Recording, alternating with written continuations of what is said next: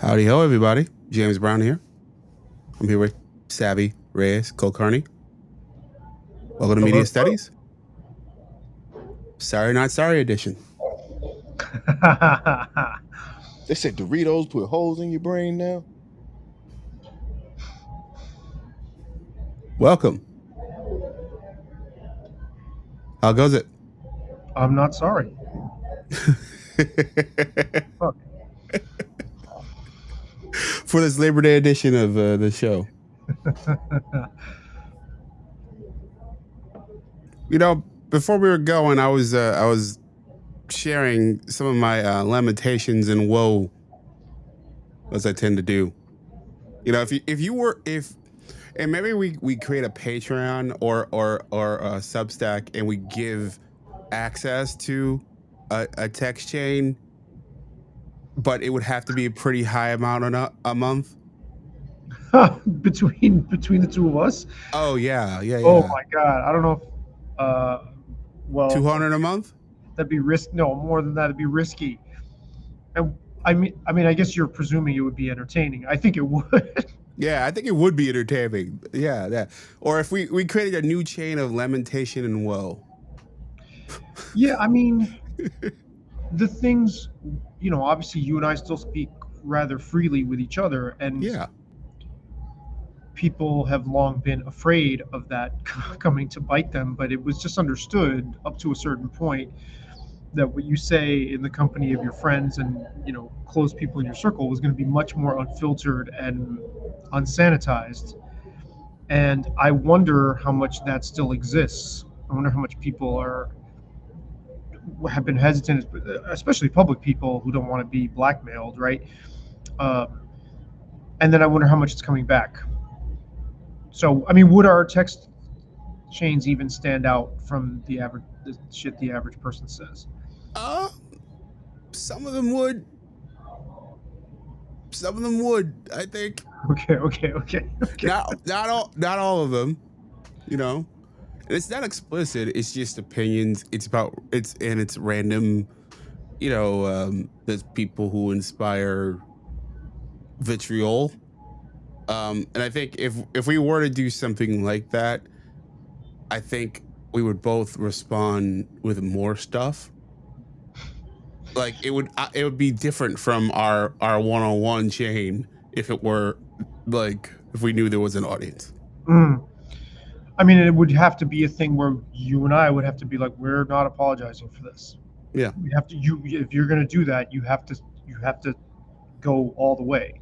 Yeah, it would have to be. That's why $50 a month or something would be. You'd have to believe that you would have that kind of support. So no matter what happened, you know, you could just roll on.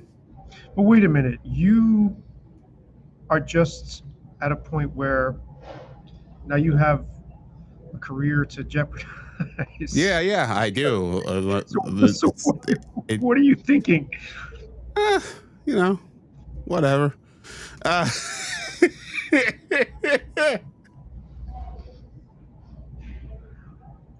Like why would you? Well, look, I think here's the thing about this new media world, and we wanted to get into that a little because it's a big day for me in a number of ways.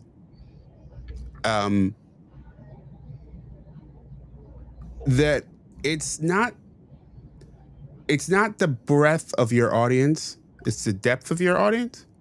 So it's the people who are willing to roll with you and like are into what you do, your perspective, who want more of it, and ideally willing to pay for it,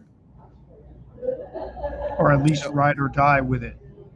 Yeah, there was a different tiers of the audience, right? I call the ride or dies the choir, and the, you know, the consumers are, you know, those just loyal consumers. They're a step below the choir.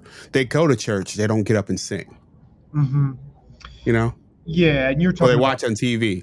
And then the one level up from that would be the people who. I think I lost 5, you, 10, Savvy. 20, whatever bucks. Okay, and then one tier up from that would be the people. We lost you there. Lost me again? Yeah, Lost me again? Am I you're back. okay? And then You're back the now. one tier up from that would be the people who do pay like 5, 10, $20, whatever, to participate in super chats. And then there's obviously Patreon, from there. Mm-hmm. Or like, Yeah. JB So like, the golf shirt, kind of shit. Like, oh yeah. Oh, I'm hoping to have my own brand of golf shirts. That'll be part of my, one of my white label, you know, options. wow, with like a crest on it that says JB. Something like that. Wow. Or Daily Note. Something like that. Okay.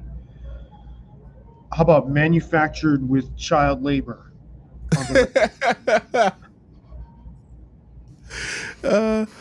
Let's hope not. See, that's the kind of thing. I can't promise that it's not, but it's it's a possibility. So I mean, you're talking about audience the depth of your audience. Mm-hmm. It's the kind of audience that, because I think people are craving ride or die Mm-hmm. relationships, which is why they're so fervent and they jump on their favorite people's shows. They want a place to go. They want a place to belong. The internet has become the third place, as you and I have discussed before, and they want these parasocial type engagements. But on a day like today, like a holiday, it's like, I'm psyched to be talking to you just for somewhere to be,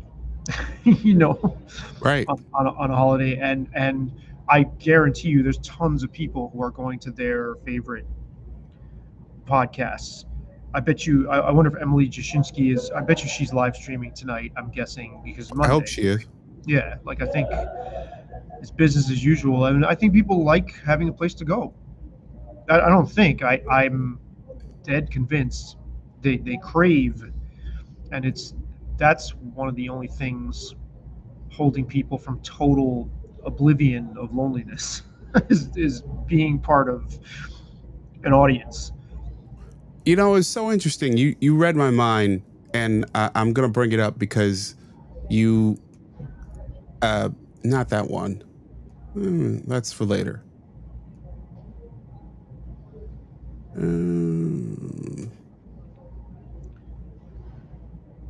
Because as we were talking about it, I instantly looked up this, and what for those who don't know what's on the screen, it's parasocial interaction. Reading from Wikipedia, it refers to a kind of psychological relationship experienced by an audience in their mediated encounters with performers in the mass media, particularly on television or online platforms. Viewers or listeners come to consider media personalities as friends, despite having no or limited interactions with them. PSI is described as an illusory experience. I hadn't heard that. Have you heard that term, illusory? No, Experience? illusory experience. I haven't heard that phrasing ever. Just attributed to parasocial. Yeah. Such I haven't that you haven't either. I haven't either, because I think that's a little too strong. I don't think it is entirely illusory. It isn't, because you are legitimately interacting. Yeah, it's not fake. The fact that we're not in the same room doesn't make this conversation fake. Mm-hmm. And if we were watching Emily Jashinsky's show, that doesn't necessarily mean that our interaction with her show, whether it's in the chat or just as a viewer passively, is fake. So the people who are listening to me on the radio right now, obviously not in this feed, but a different, their interaction with me is not fake.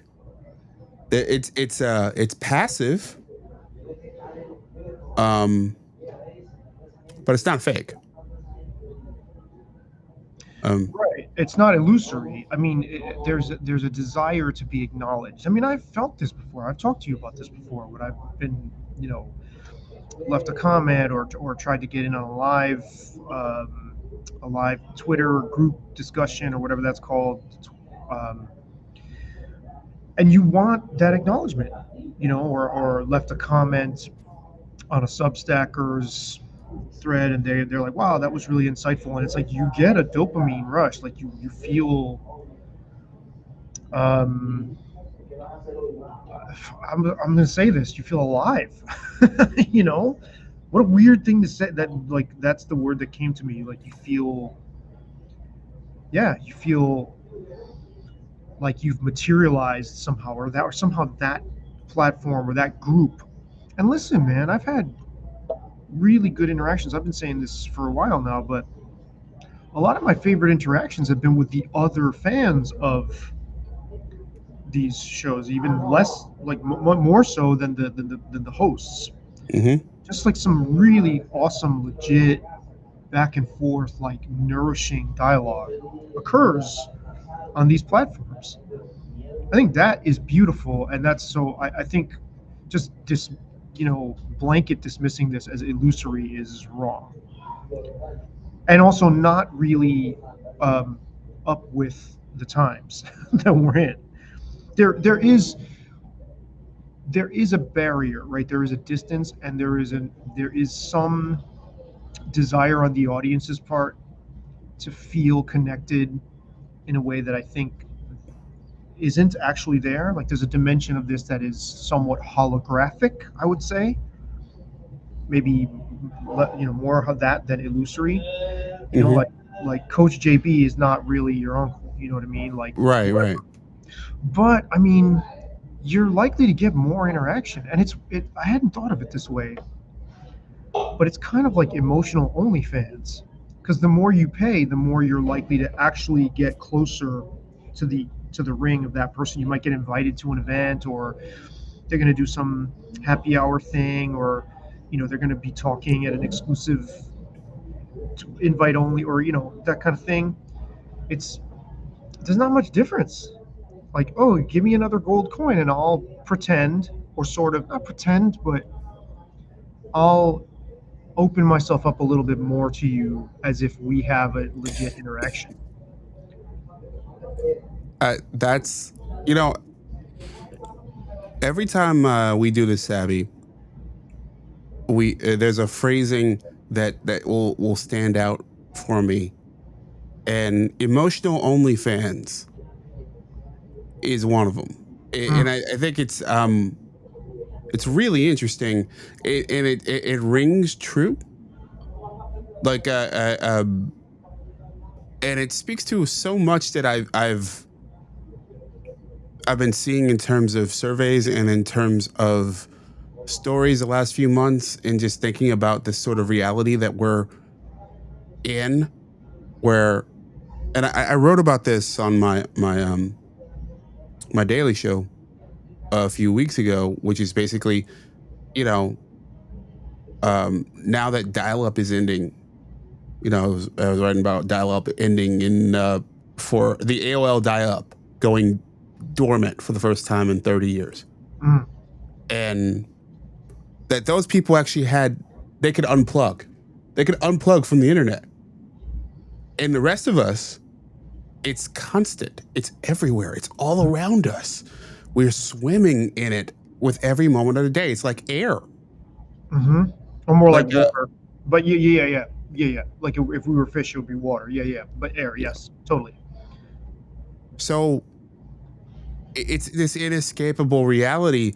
So the fact that we would, like, we're in an era where third places, actual physical places, are existing less and less. And part of my lamentation and woe earlier was I wish I knew where a good picnic was, because I'd like to go. I'd like to go hang out with people in person. But I think that's a problem that so many of us are facing. That we're seeing less of those concrete places exist, or at least they don't feel like they exist. So what we're doing is that we're resorting ourselves online, and we're finding ourselves in those comment sections, in those Patreon subscriptions, those all swims where everybody hangs out with the host, and then people are talking with each other in the chat or whatever. It is this sort of thing that we're doing to fill the gap socially, even if we're not in the same room. Well, the comment section is the new cookout. That is the picnic, and you can hopefully have it every week. Agreed. The comment section is the new cookout. Like Blocked and Reported, they do a weekly post that is just to get the audience, their audience talking to each other. It's just like I forgot what they call it, but it's like, Yeah. say anything, go off. They don't even, it's not even them. Yeah. Open threads. Right, exactly. And I think it's every Wednesday, and it's great. I mean, I look forward to it. And on top of it, there's it speaks to this sort of yearning for people who are in the world to want to connect with others. And you just feel like, hey, if I'm not going to talk to my neighbors, and fewer of us are actually talking to our neighbors, if we're not going to have, I've seen stories in recent months, everything from reunions being down, family reunions, to places that where you have things like cookouts and usage of lodges and all that stuff being down. All the stuff about bars and cafes that down, largely because of inflation, some largely social as well. It's just we've groomed a generation, if not more, on online interaction instead of in-person interaction, and also to be averse to the other tribe. Yes, well, that as well. Like in that you don't. There are so many of us who are afraid to sort of just of the idea that we're going to encounter ideas that are not our own. Mm-hmm. That idea, and not just not our own, but that ideas that we might be offended by. Well, that are anathema to being good people, that are a threat to not society. Even just that, but like we might be. Yeah. Like it's not even like, hey, this is definitely out of bounds. No, if I go in this place, I'm going to find stuff and interactions that will nowhere near my perspective. Therefore, I'm just not going to do it. Mm-hmm. I'm not going to put that kind of risk. It's one of the interesting things, to go off on another tangent. I was thinking about the Democratic Party and how they have been, especially toward the tippy top, have been more reluctant to dive deep into the podcast game, in the long form conversations. And Kamala Harris, demanding that Joe Rogan shorten his interviews and then move his interviews to her. Mm-hmm. And it then hit me. It was like, oh, they're just afraid. She's afraid that you won't have complete control over the conversation and narrative over 3 hours, because you can't. That's one of the things that's beautiful about that show, is that you kind of have to just go in there and swim. You gotta have a dexterity, and if you don't have dexterity, it's not going to go well. No, I think you and I may have talked about this on camera last time. Maybe where Dave Smith talked about this, because he used to work at CNN, or he used to do some sort of roundtable. Yeah, he did CNN. And he was talking about this specifically after this happened with Kamala, and then when JD Vance did do the podcast rounds, or did do Rogan. Mm-hmm. He said that regularly. He said that a Kamala Harris just couldn't have a 3-hour spontaneous conversation off the top of her head, and he said he was struck even back in his CNN days that these people that he was, on these panels with, could only speak within that really compressed format, and that they had nothing else beyond that. Almost like they had not envisioned a media like environment where they would have to. And yeah, I don't know why the Democrats haven't come up with. I mean, Sanders was doing it. For Well, whatever that's worth. look. I think Bernie. One thing is that Bernie and Bernie has been on Rogan, I think, twice now, and one went really well, one didn't. And he lived to fight another day because it was sort of. I think Bernie, and I think most of the I would hope most of these politicians have this, but Bernie definitely has this. There's a core set of beliefs that he has, and he is not afraid to walk into the room and express them. Come our way.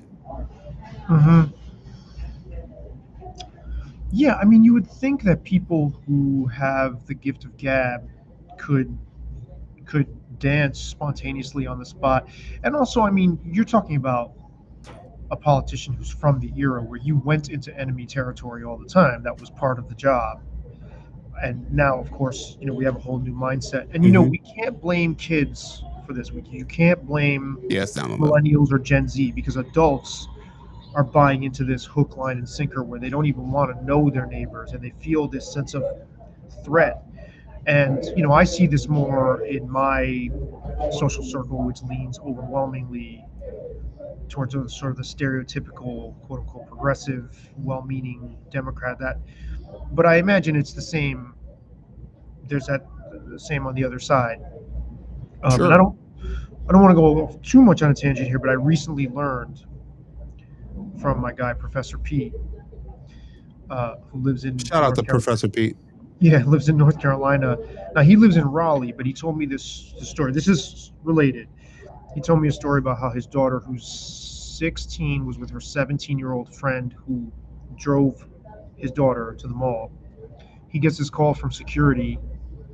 No kids are allowed to be in the mall. No under 18, no minors are allowed to be there. I think before 3:30 or after 3:30 or something, unaccompanied by an adult. And he was like, "What the fuck?" Like, he was like, "Dude, like, her friend has a learner's permit or a junior license," and he was like apoplectic at this. And he told me this story about how when he was growing up in New Jersey, he was 11 with his 11-year-old friend and his little brother.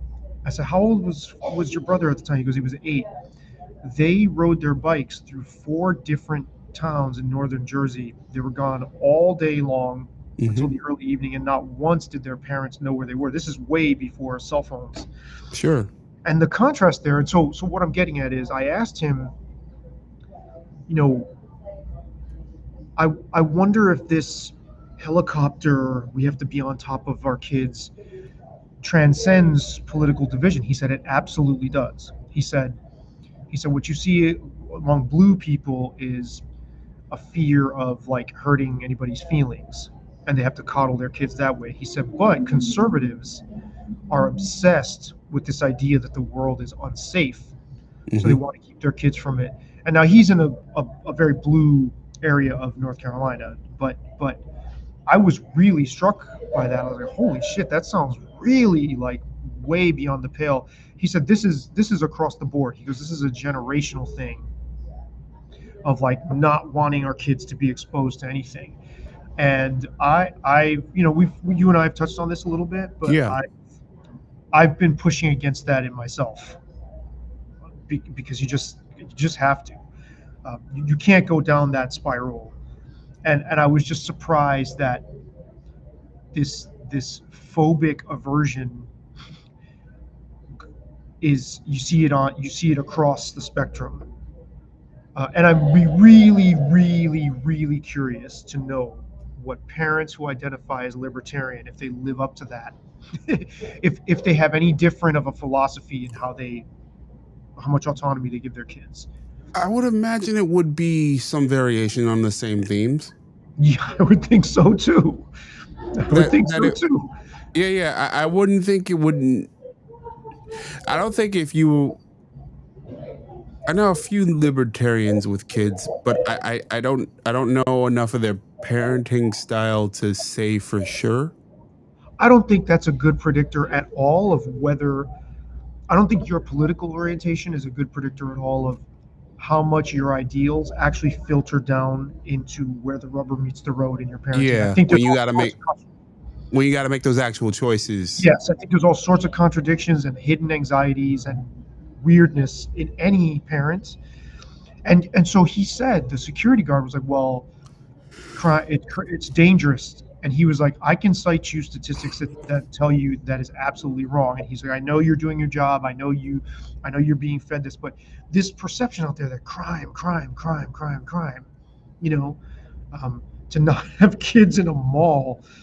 I understand if you're concerned about abduction and stuff like that, but how often does that happen in a fucking shopping mall with teenagers?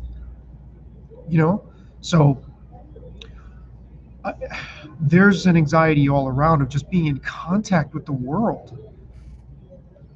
Like I was down in New York recently where I grew up, and I just Hmm. remember in a weird way, I was essentially a free range kid. Sure. My high school, when I got into ninth grade, they gathered us in an assembly like the first week of school and said, okay, we have an open campus policy. Now you're in high school. You can go to New Haven if you want, as long as you get back to class on time. You can go anywhere you want. And I just remember all that autonomy. And I would have an extremely difficult, even impossible time giving my daughter that much autonomy. Now she lives in the suburbs, which I actually find more unsafe than an urban environment in certain ways, because there's no fucking people around ever. You hardly see anybody. Um, but yeah, we're so far down this track, and even as far back as message boards, you were seeing this desire to commune, Yeah. right? And it, those two things in my mind are related, because if people are communing more, then your kids have somewhere to be with each other or with families. I was just at a barbecue last night where parents and kids were all together, and that would have been the driver for kids to be seeing each other a lot and roving around in packs, which we just don't see. There was an article in the Atlantic recently about how you don't see kids on bikes. You've brought this up on Hmm. here. So all of this is intertwined. Like people are clearly craving something, and I guess Coach JB and the real JB, James Brown here on Being Hmm. Studied, is the answer. Boy, there's a lot of to untangle. It's one of Yeah, those things that. So I see two currents, right? So I see how this is playing out, in terms of the larger macro political stuff. And I see how this is playing out in the micro everyday interaction stuff, but it's the same phenomena. mhm. It's this sort of fear of each other, of the unknown, of I think of like the John Walsh-ification of how we see interactions with strangers, and I have no doubt that obviously what happened to his son Adam Walsh, disappearing, being kidnapped, Yeah, and then murdered in such a gruesome way. horrific, but that is a rarity. It's not a thing that's happening, um happens to everyone all the time, but we're reacting like it does. I don't think it's rare enough, but then you have to do the equation, right? You have to weigh in your head, am I going to incur all of the psychological drawbacks of constantly living in fear of that versus being somewhat open and being at least cautious, but still like feeling like the world is a place I can be in without having to constantly worry. And that's a tough equation.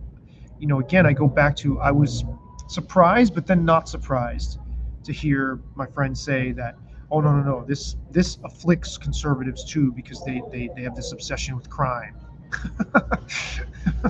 And all of Yeah. this stuff just you know we're craving something, and we're kind of looking for love in all the wrong places, which is I think what that Wikipedia entry is trying to say.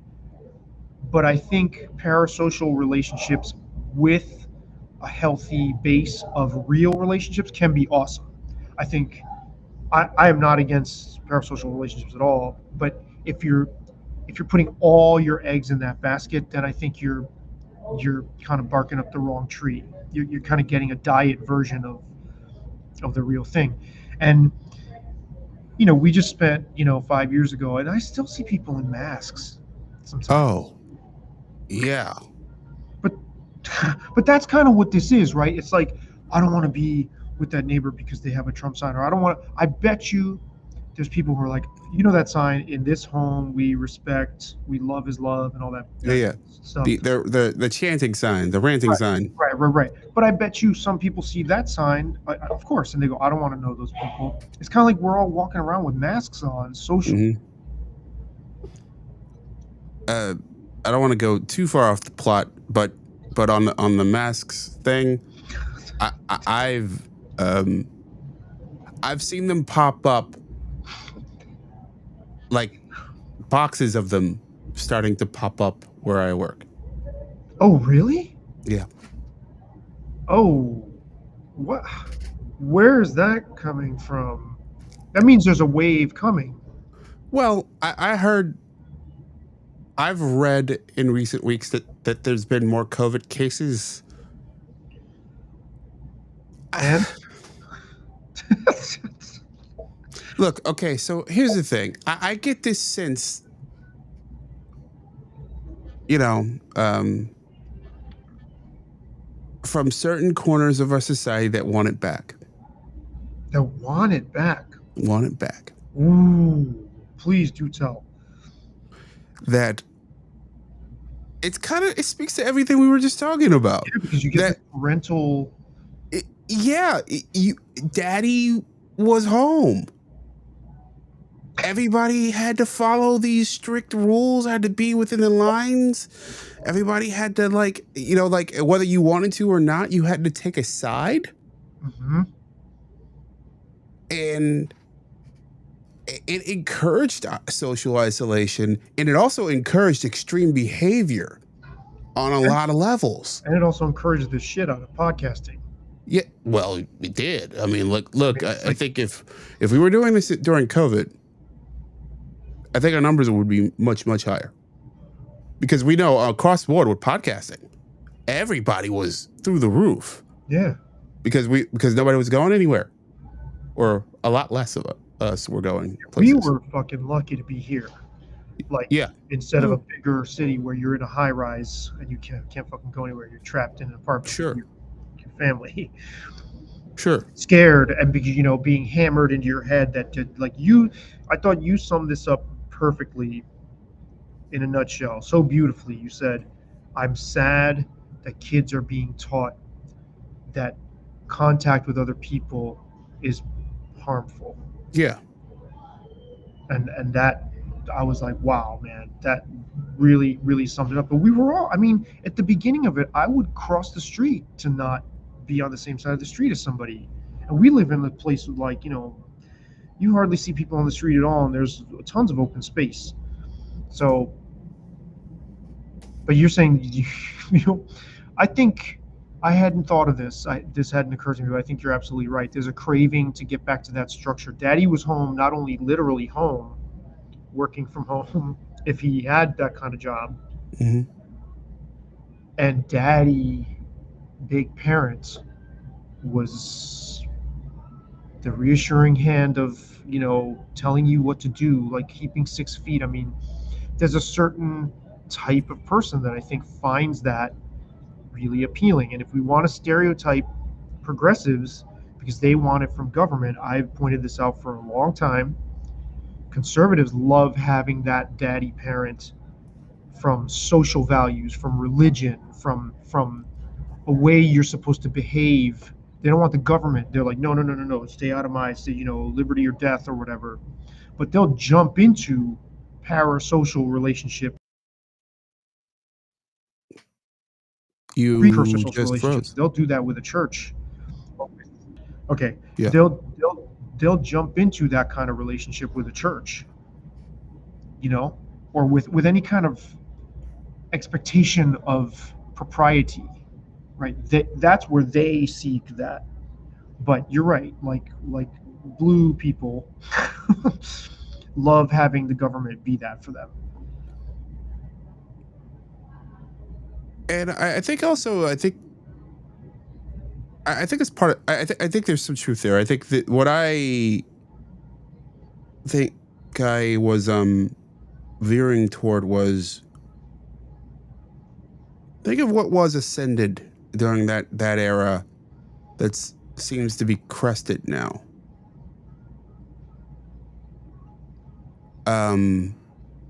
The DEI world seems to be like pulled back dramatically. Think of the George Floyd riots, the Summer of Love. Think of things like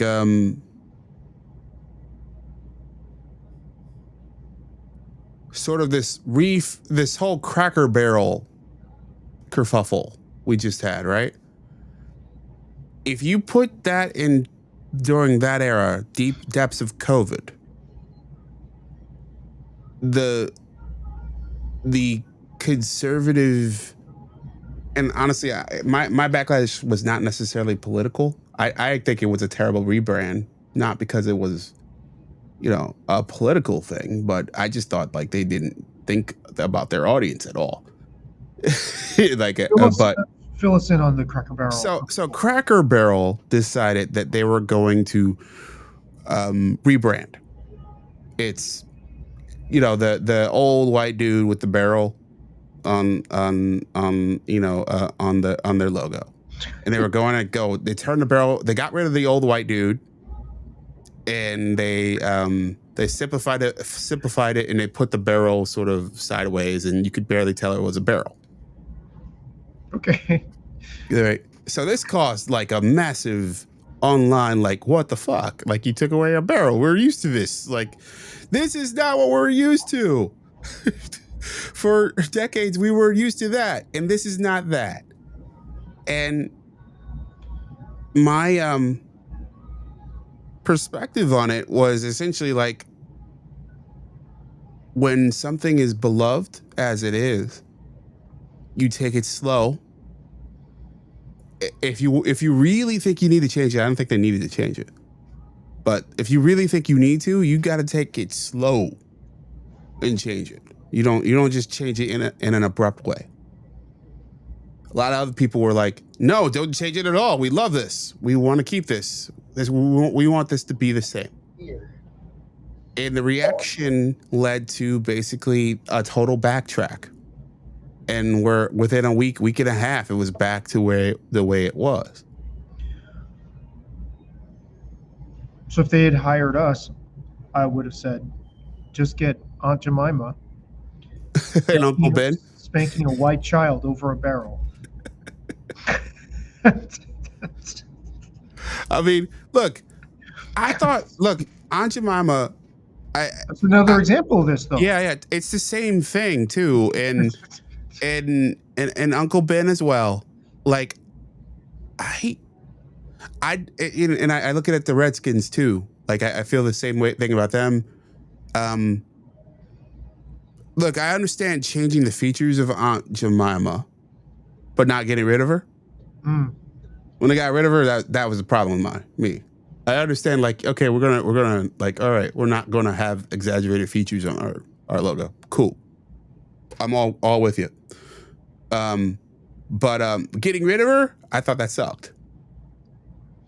I grew up watching this black woman on this logo.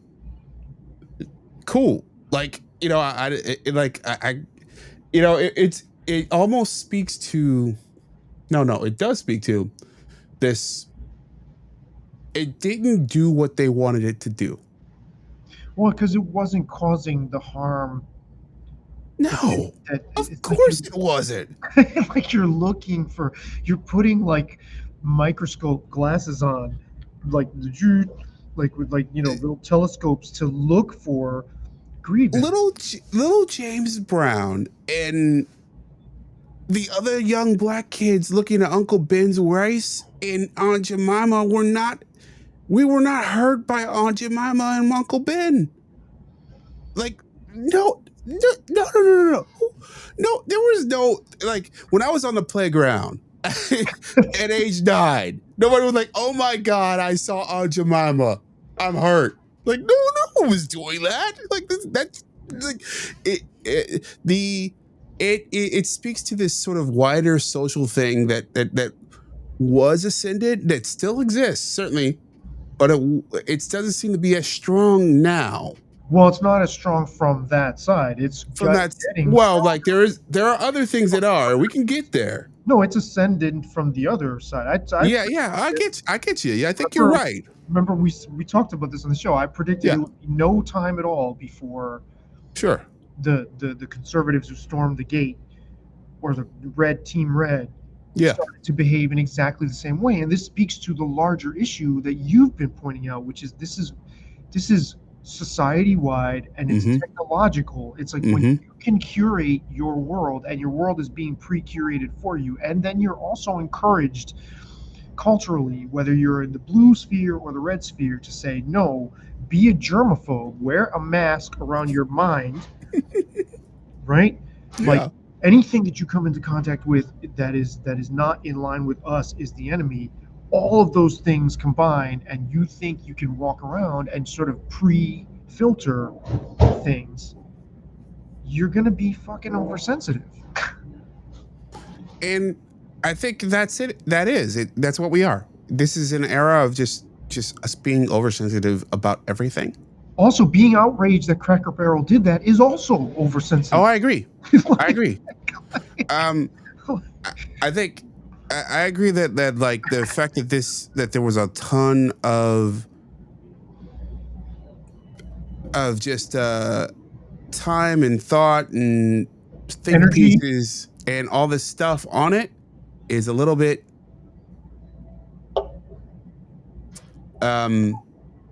it speaks to the nicheification of media, and it also speaks to sort of this it's like we're so zoomed in that we can't look at the whole picture. And we don't want to look at the whole picture. Right. Who wants that is what I was thinking. Like, right. Because people are attached to having an easy target to vilify. Right. Immediately Cracker Barrel changes its logo. Okay, so we got to fight DEI. This is blah, blah. It's like, suck it up. Like, other logos have changed and they've just been bad designs. Listen, the Buffalo Bills and Patriots, and I presume every other team in the NFL, they have these like specialty uniforms. Yeah, I saw them. I'm not a fan. Me neither. They look like the Detroit Lions. Right, and then I saw the Patriots have one. It's like that. Yeah, the Dolphins. The Dolphins look like, I don't know, like that was just like drivel. I haven't seen it, but it's going to be confusing to watch. And my reaction, I wasn't nearly to the point of like the Cracker Barrel backlash, but it was like, why are you fucking with it? Like, why are you tinkering with something that doesn't need to be? So this happens anyway, even when it's not motivated by being hyper woke or pandering, right? This happens anyway. And this would be interesting. Do people get as upset, like, say, like Coke redid its logo? Would people be as upset? They would be chattering about it on Reddit and stuff like that. They'd be, there'd be like nostalgia site, the pages and stuff. But would they be as pissed if they didn't feel there was some sort of a pathological social element? Yeah, exactly. They would. Yeah, you're right. What you're getting at is that this was inflamed by the culture war. Totally. And looking for grievance. Looking for it. like looking for a reason to be upset. I think there is a broader thing that I do think that it's probably true that we are all looking for a certain amount of grievance. Sure. I also think there's a chunks of society who are getting into powerful positions, who are deciding that, hey, I can't talk about that one publicly. That's a great thing. You come to our text thread for Yeah, $200. I can't talk about that one publicly, but Not it's private. man, maybe someday, hopefully someday. But I do think there is a broader thing that's happened, and I think there's been a couple different CEOs that sort of did the same thing. The same thing that happened with Bud Light, I where was it's like gonna bring that up. where you take over this brand and you decided, okay, I don't like the people who consume this. Therefore, I'm going to change the perspective of the marketing for it, so we can attract an audience that I like. And that's what that marketing executive said. Literally, that's what she said in an interview about it. That this was too broy, that this was too small towny, that this was not the audience that I wanted to market to. And my reaction is like, hey, why don't you go market some other beer? Well, why did You don't go to MTV and not like fucking MTV shit. Right, but why would the corporate infrastructure around her let her do that? That's the fascinating thing, right? So you can bring that up in the boardroom, and I as the COO would be like, shut the fuck up. No. That's what's happened time and time again, and that's the, to steel man the case for the people going against the Cracker Barrel.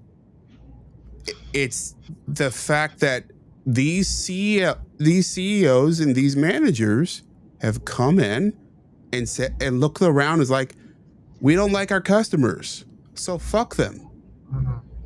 And it's a case that's happened over and over and over again. And those are just two of those cases where it's like, hey, like we don't like what our customers like, therefore we should just like fuck them. We don't have to adapt to them. We can always just turn it into something else. And the truth is, you can't. No, and that's dumb. I mean, a bird in the hand. I'm talking about $1 of somebody's patronizing your product is worth how many dollars of people that you are not in your market yet. You know what I mean? Like why would you sacrifice? It's not like people were storming to the gate saying we want Bud Light to be more inclusive and we drink it. It's not like they had focus group to that and been like, No. oh, if only we could sell it to bars in Brooklyn, right? Yeah. They didn't know that. So it's just strange. This reminds me, in like 2012, 2013, I tweeted to Bigelow Teas, why would you have a tea named Plantation Orange or something? And obviously that's in contrast, or that sounds like it's in stark contrast to some of the stances I would take now. That wasn't, and it was funny. And then a friend of mine from here pushed back and said, what are you talking about? Like just the word plantation. I think there is a point where you can have a product. Like, I think Redskins is just dumb. It's a no-brainer that I personally think should be changed. I think you do have to have some marketing sense and not be completely oblivious. But then when you go after things like Aunt Jemima, I'm surprised Colonel Sanders doesn't get or maybe people have tried to.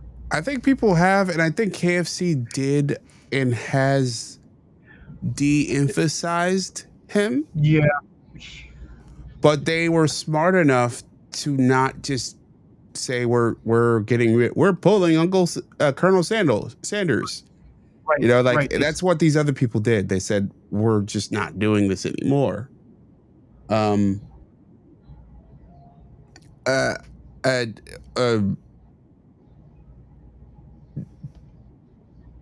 I think there is. I also think there's a major difference because you add the race component and you add liberal progressives coming into a certain company and saying that, hey, we're going to, because you really don't hear it the other way around. That's hilarious, that part, right?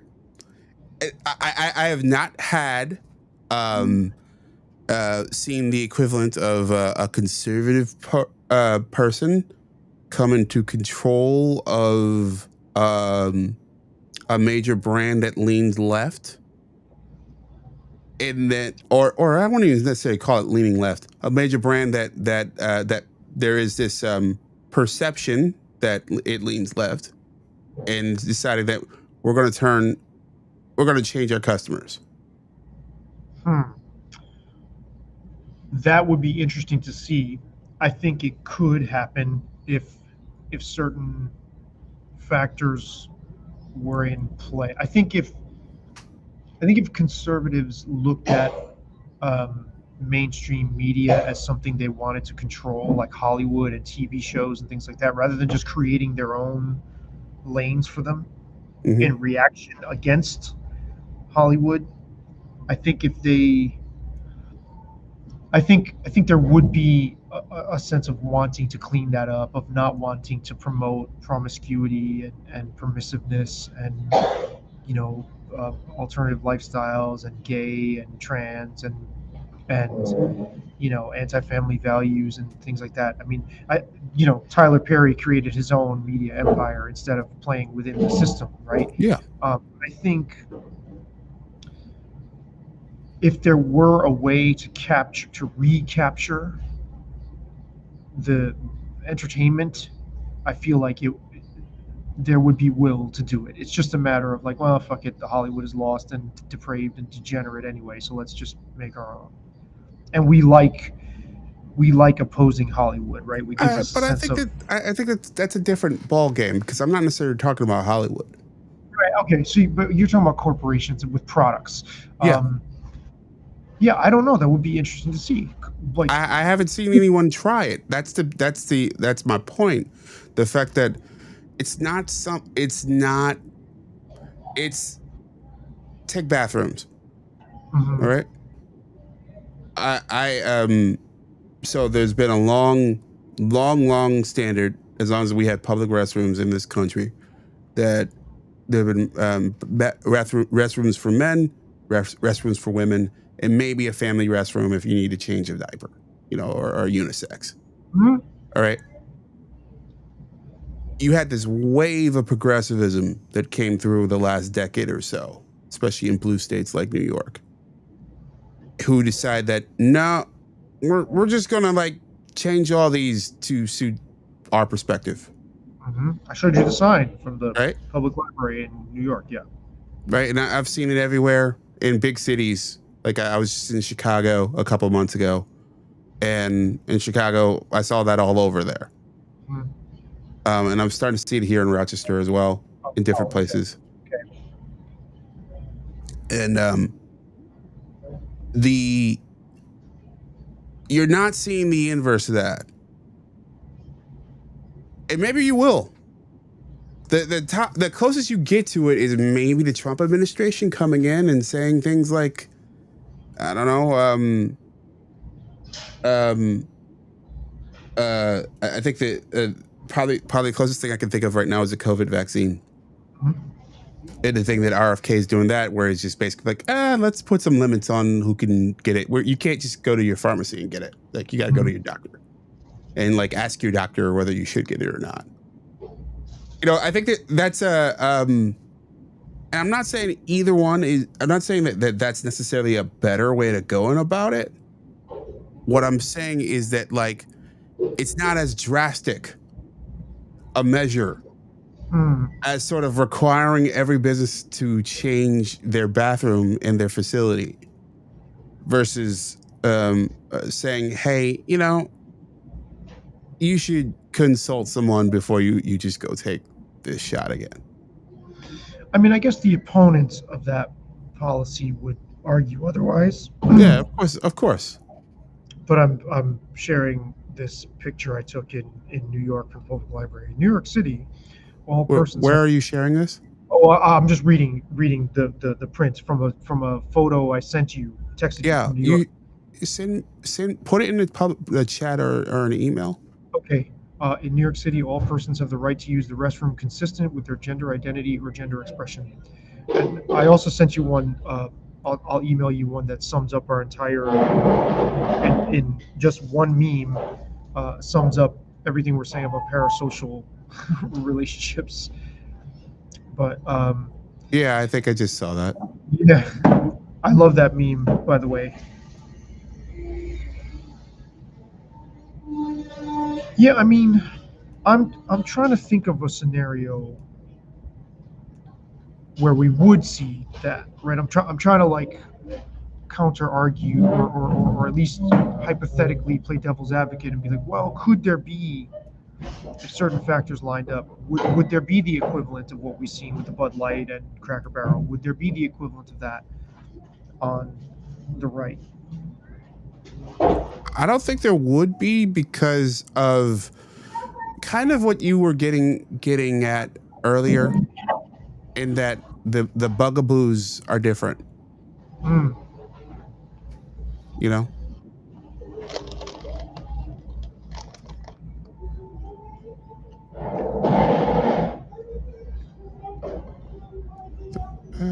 Did I just get that? Oh, it's still processing. All right, let's go back to us and leave them behind. I don't think we would get that, just because I think the bugaboos are different. It's more social. It's more personal, social, and less like we have to change the brand in order for it to work. I mean, so let me ask you this: what brands would conservatives avoid because they don't like their values? Oh, I'm sure there are plenty. Oh yeah. I'm not. I wouldn't. Off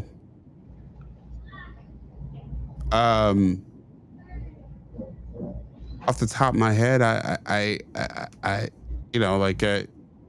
people talk about the New York Times.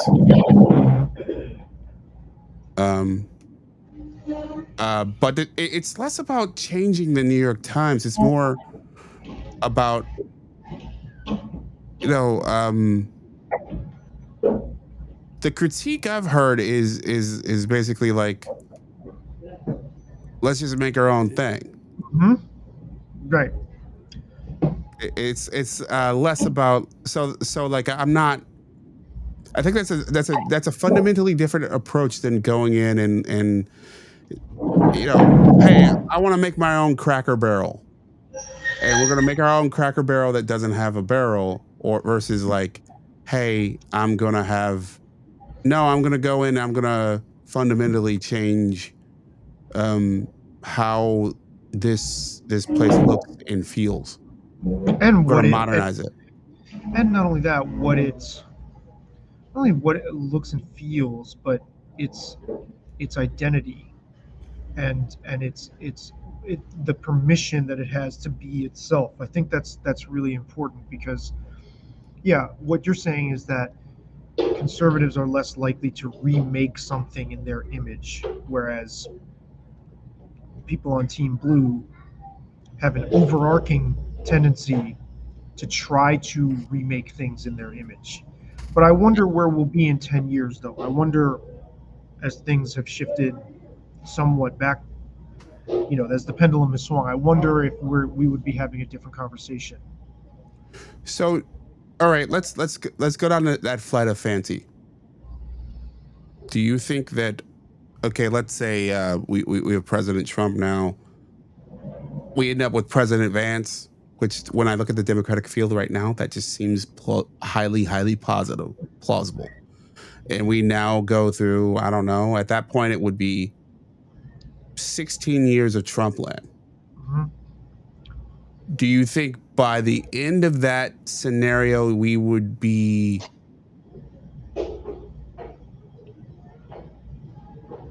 you tell me. I don't know. I would just be interested to see. That's no fun. Hazard a guess, man. I don't know. I mean, I'm processing everything you put forward, and I'm like, well, is there a different? You're saying there's a different tendency, right? You're saying like Team Red people are less likely to walk into existing institutions and remake them in their image. That may be true. Say that. That may be true. I in would corporate. not say that's not what I'm saying. You're saying corporations. I think corporations are very different. I'm gonna say government. That's different. Yeah, because absolutely. In terms of government, I think both parties do that. Okay. Without so a you're doubt. saying corporate brands, basically. Yeah. Products. Yeah. But would they do it with sports? What do you mean? So would they try to Bud Light sports, which they feel have swung too far in the opposite direction? Would you have COOs and this ascendant wave of people who lean conservative walk into the sports domain and be like, no, we're gonna no? Help me understand. I don't know what you mean. Would you see a Cracker Barrel type thing? Like what would be the equivalent? I mean, do we even still see end racism in the end zones? No. Yeah. Did they take that? Okay, so it's that kind of thing. Or we're not going to do LGBT like pride. I mean, the closest we've got to that is sort of bring back the Redskins is the closest we've gotten to that. Yeah. So is that emblematic of what you think could occur should Trump land and sort of the shift go the other way for a while longer, where we see more of bring back, like I guess another one that people would point to is like, I think Trump made a remark about bringing back some statues. Mm-hmm. Where it speaks to like conserving versus taking away, right? Yeah. Versus reimagining. Yeah, right. I mean that's perfect right there. So that's what you're thinking? Yeah, I mean the whole idea, the whole orientation of progressivism is to keep deconstructing and reconstructing the social order, whereas conservatism obviously is to conserve. So conservatives would be more in tune with wanting to bring back things that they felt had been perverted or subverted by progressive quote unquote ideals that have been changed too much. But is there a fundamental difference I don't think there is a fundamental difference in people in wanting to control things they want to control. Right, but you're saying it expresses itself differently, that in with corporate entities, you're not going to see them wanting to change things that already exist to their liking. They're just going to want to either bring back things that they felt had gone too far astray, or they're going to want to do their own thing. Broadly, that's what we've seen so far. So where it's like some of the fears with CBS News were kind of amusing. So CBS was just bought by Skydance about a month ago, and Skydance is owned by David Ellison, the son of Larry Ellison, the Oracle guy, one of the richest guys on the planet. And Larry Ellison is a Trump supporter. David Ellison's been seen around Donald Trump, but it's unclear. He's more, kind of, I think it's somewhat me, like we're at least from what I can gather from his politics. But some of the fears that this person who wasn't an avowed liberal taking over CBS would force CBS to hire conservatives, or or handcuff us from investigating Donald Trump, and all this stuff. And it's like, well, you don't want a diversity of perspectives at your organization?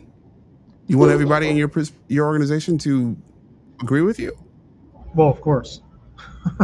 Of course, they Yeah, do. that's what they But want. that Exactly. person, Go ahead. no, I mean the person that thinks that way does want that, and you're saying we have not seen that, or you don't expect that we will see that at CBS, like a total remodeling. I think the remodeling that will happen will not be that way. Mm. I think they'll. My guess is the Barry Weiss deal that's been rumored. I think they're going to pay way too much for her company, and they're going to bring her in because tech pros love her. Yeah, Tim Dillon has And talked about that. Like, why is she evaluated so? Why is doesn't the make any press- sense. Doesn't make any sense at all. Yeah. Unless it's an intelligence asset, but that was his point. Well, she also is like, we were talking about before we got on, accepted Black voices. Mm. And Can you explain that real quick to the audience? Like, that throughout history, there, Patrice O'Neill probably said this best, where there's no Latino leader. Mm. There's no broadly, and I'm not saying there's not leaders in the community. Of course, there are leaders in the community. There's no culturally, there always seems to be the Black leader or the Black leaders, the accepted people who can speak for the entirety of our culture, Who are anointed, I would say, and I believe you. I would agree. Yeah. Who are anointed to speak for the entirety of our culture. Ta-Nehisi Coates was that at one point. Ta-Nehisi Coates' perspective was supposedly the perspective of all Black people. At least that's the way he was treated in the mainstream media. Yeah, it was like the sanctioned opinion. Yes. And I mean sanctioned in the positive sense. It's a strange word that it means itself and its opposite, but the officially endorsed stance to take. But like every other culture, we have a much more nuanced diaspora of opinions Voices. and perspectives. But there's always this sort of anointed figure within those realms who are picked to speak for us. And I think Barry Weiss plays a similar role in sort of this heterodox to libertarian to slightly conservative skew. The New York Times saw her that way for sure. That's why they brought her in from the Wall Street Journal. She was spoken at the New York Times. Yes. Which was Yes. Mm. Oh yeah. You're right. I danced around it. Token. And I think that's kind of the role that she plays. And I think that, and I'm not saying she gets to have her, I think there's room for everybody at the table. But I think because she plays that role, I think they would be more willing to overpay to have her, this person who can be acceptable to the New York Times types, sort of be on board to refashion news at their network. Interesting. I wonder whether people who lean conservative, when they are in positions like high decision-making corporate positions, care more about profit than ideology. If there's a skew, if there's a statistical tendency there, for them to say, "Fuck it, I just want to make money. I don't care what you stand for." I would tend to say, yeah. Yeah, versus people who have been reared in this particular iteration of like sort of post 2012 quote unquote progressivism, which I would call regressivism actually, but what is commonly referred to as progressivism would tend to sink the ship for the sake of ideology, and I think we've seen that. I mean, you're talking about Bud Light, like that's a prime example of it, right? I'll drive this thing into a ditch just to take a stance and perversely alienate our market versus, you know, if it makes me money, I don't care what it is. Yeah, and I think this speaks to, it's not that there's not a certain amount of ideology in that comes through with conservative leaders. But I do think it is a hierarchy of needs. I think there is this increasing thing among a lot of lefty people who end up in charge of stuff to say that the thing that I am in charge of must reflect me. Mhm. And it's not that that doesn't happen with conservatives. But I think it happens less. And I And in think different it's lower down the hierarchy. and it's in different spheres because I feel like in this country, even though obviously in the 60s and 70s, more of America leaned conservative and definitely what we would refer to as centrist, right? I think there's been a long-standing sense that culture is something that excludes conservative values for a much longer time period than the current culture war we're in now.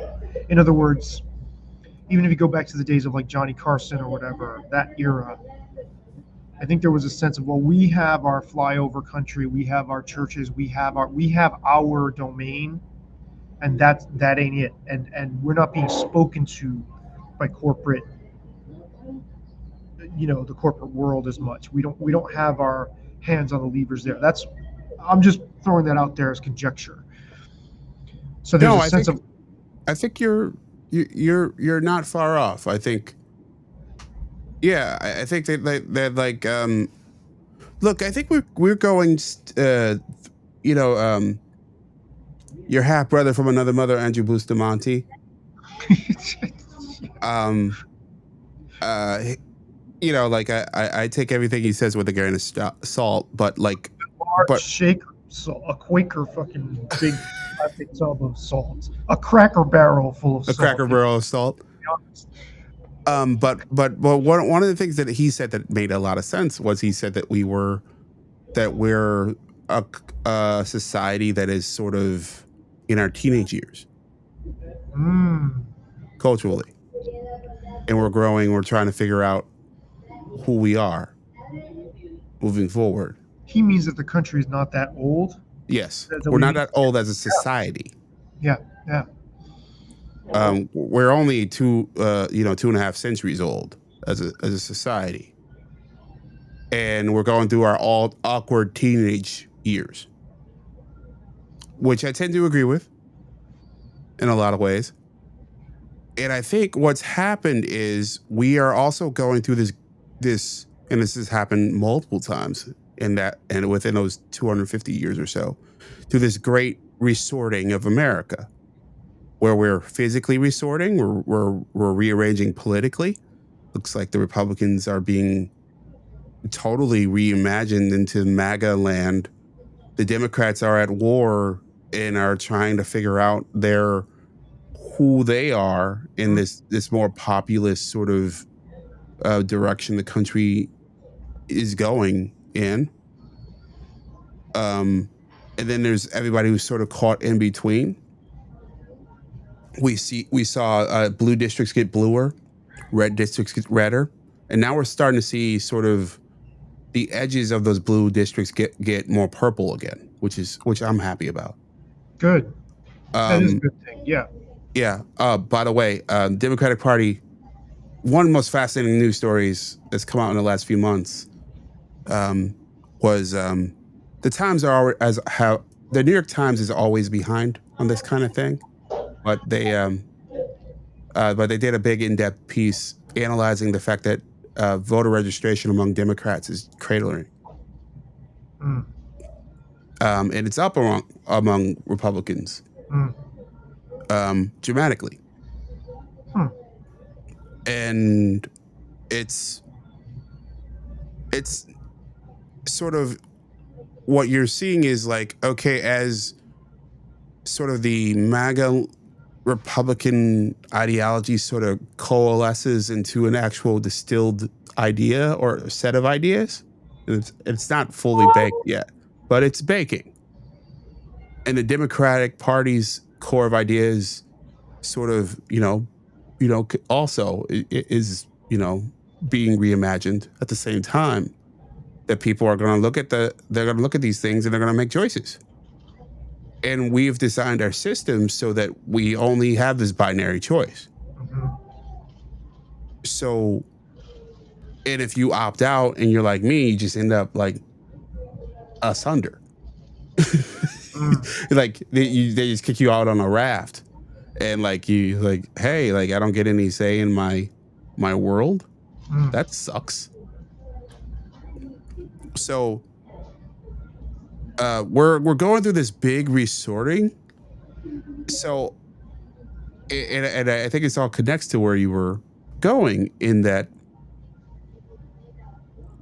we don't quite know what these two factions will do when they are in that new place, when they're settled into those new places. Mhm. And it is possible that you're right, that maybe just, the Republicans flip out and they're like, hey, we're in position to demand that there is no unisex bathrooms, so we're just gonna have no unisex bathrooms. It's possible. I think that it will probably be a lower priority for them. Yeah, I think it will be, because we're also talking a generational thing too, because the Sure. people who are going to climb up into positions of power are going to be younger, are going to be born in a certain time period. There's certain things we see across the board. I just think people in general, I think America has shown us that people in general have never been comfortable with coming into contact with things they have the power not to. If they don't, if they can um, if they can control and filter and suppress, they will, regardless of where they're coming from. And I know you're talking about a different context. I know you're talking about specifically corporate decision making, but I just think that urge is so great, and it was great before this great awakening. I mean, it was in the other direction. I don't know that people can resist that if they have access to the levers, and because those people are going to be younger, if they grow up in a sense of entitlement that their side of the culture war has the power, then I think they're going to use it in every Oh, domain that they can. And how that plays out corporate wise, because I think conservatives 10 years from now are going to maybe be a different animal. Well, like what you're saying, they're going to have a slightly different sensibility than maybe they have, and they might want to pick different battles than their forebears did. sure. Forebears people before, I can't remember. I Yeah. don't know. Okay. Yeah. Okay. So I mean, and honestly, when it occurred to me that the USA is a paradox to begin with, and a bunch of different strands of things that I don't know how they were meant to hold together, I'm amazed we've gotten this far. To tip my hat to Bustamante, everything he says makes sense. By the way, I just take him with a grain of salt because I'm like, why is the CIA okay with you out here saying all this stuff. That's what I. Hmm. But he makes perfect sense to me. He's like totally lucid. I don't know how we've made it this far without these things pulling apart, because Well, the whole country is a paradox. well, we've been on the verge a few That's true. That's times. true. That's true. That's true. Thank you for the reminder of the obvious history. Yes. Yeah, I mean, okay, so I'd say 60s, 70s. Um, like we had there was this book, I forget the name of the book. Um, but that detailed the amount of fire bombings and Oh just wow. urban warfare in the 1970s. It's Wow. like this thing that we kind of like threw down the memory hole. That Yeah. no, there was this sort of low grade sort of urban warfare going on among an extreme faction. Um, Like Weather it- Underground, Black Panther type. yes, But then in retaliation against them from law enforcement too, right? You're of saying. course, they went back and forth because you end up with different. It was sort of like order versus chaos, chaos versus order, and then both believed that they were playing those roles, right? Mhm, They did, the other one was chaos, and the other one was order, right? mhm, mhm. So that was going on, and you had a very fractured society that sort of there was a shift in terms of, and this is what gives me hope because this has happened multiple times. There's a shift in terms of the vibe, in terms of the opportunity, in terms of the economy, typically, that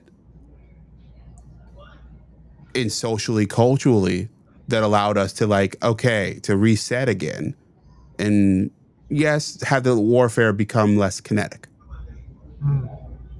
right? And then you go back a little bit further. Um, you go back to World War II. Um, Donald Trump is the most hated president since FDR. Mm. He's also the most loved president since FDR. Mm. So he's a turning. He is a harbinger of a turning. It certainly feels that way because when I go back and read about FDR and read about the way that he was looked by a certain chunk of the corporate the not the corporation but the country, people who wanted to kill him, people who thought he represented everything that was good in the world, people who thought he was that he was awful. Well, from a business perspective, he is an antichrist. From if you're a corporatist. You mean Donald Trump? No. FDR Yeah. was Well, in some ways, yeah. Like, look, there was also a lot of businesses that benefited a lot from him. okay. But because it's like any politician, it's like your set of your opponent's enemies are your friends. Mm. Okay. Okay. Yes.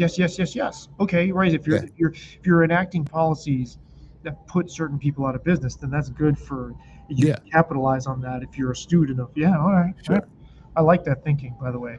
sure, Well, fuck it. Let's feed it the corpse. yeah, yeah, for sure. Yeah. So you have this sort of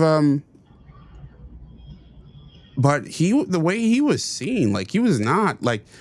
There's been this sort of whitewashing history-wise that he was just this beloved figure who was just around for 4 terms, and Mhm. no, there was a reason why. Like after he got out of office, he died. That like there was this rush to like, oh, we can't allow this to happen. We can't have 4 terms. We can't allow someone to be that popular for that long. Right. Get elected over and over again. We can't allow this. No. And it was, I think it was in part, Democrats wanting, and like I think politicians, no, not so much politicians, not so much Democrats, but politicians wanting to make sure that more people had bites at the apple. Right. We didn't have a king. Right. That either side would not be able to be left on the outs for very long. Yeah, and I think you had the conservative side of the aisle who were like, we kind of just don't want. We don't want a repeat of that. So let me ask you this: everything Yeah. you're talking about. Let's go back to Cracker Barrel and Bud Light. Okay. and Aunt Jemima. Yeah. Those skirmishes with like marketing, the way corporate branding within the larger scheme of the culture war, is that a sign that we haven't had real volatility? Is culture war itself like a sign that we're so comfortable that we can indulge that because we don't have fire, Yes. or I mean we have mass Yes. shootings all the time, but Yes. because we, yeah, okay. Yeah. I am shocked in many ways how resilient we've been. Meaning, That meaning instead of having blood on the streets over the last, let's say, for the most part, over the last, let's say, 15 years. There were moments where I thought it, Occupy Wall Street, maybe. sure, I thought it, maybe George Floyd, maybe post-Trump too. right. You said to me a handful of years ago, you said it felt like the Troubles. It felt like the lead up to the Troubles. But it is looking more like that instead of full-on dissolution of the American marriage. Okay, so you're like you're saying pockets of Yeah. unrest and Yeah. I mean, if you zoom back, go back to Barack Obama, right? And the bailouts, Mhm, and then the reaction to the bailouts, mhm. Occupy Wall Street. You have the dissolution of that version of the Republican Party, Mhm. the rise of Magistan, and then you have sort of this sort of slow fraying of the Democratic Party, and you have Black Lives Matter, and this sort of COVID, like it feels more like the Troubles than it does something like civil conflict, like blood on the streets, out and out war. Mm.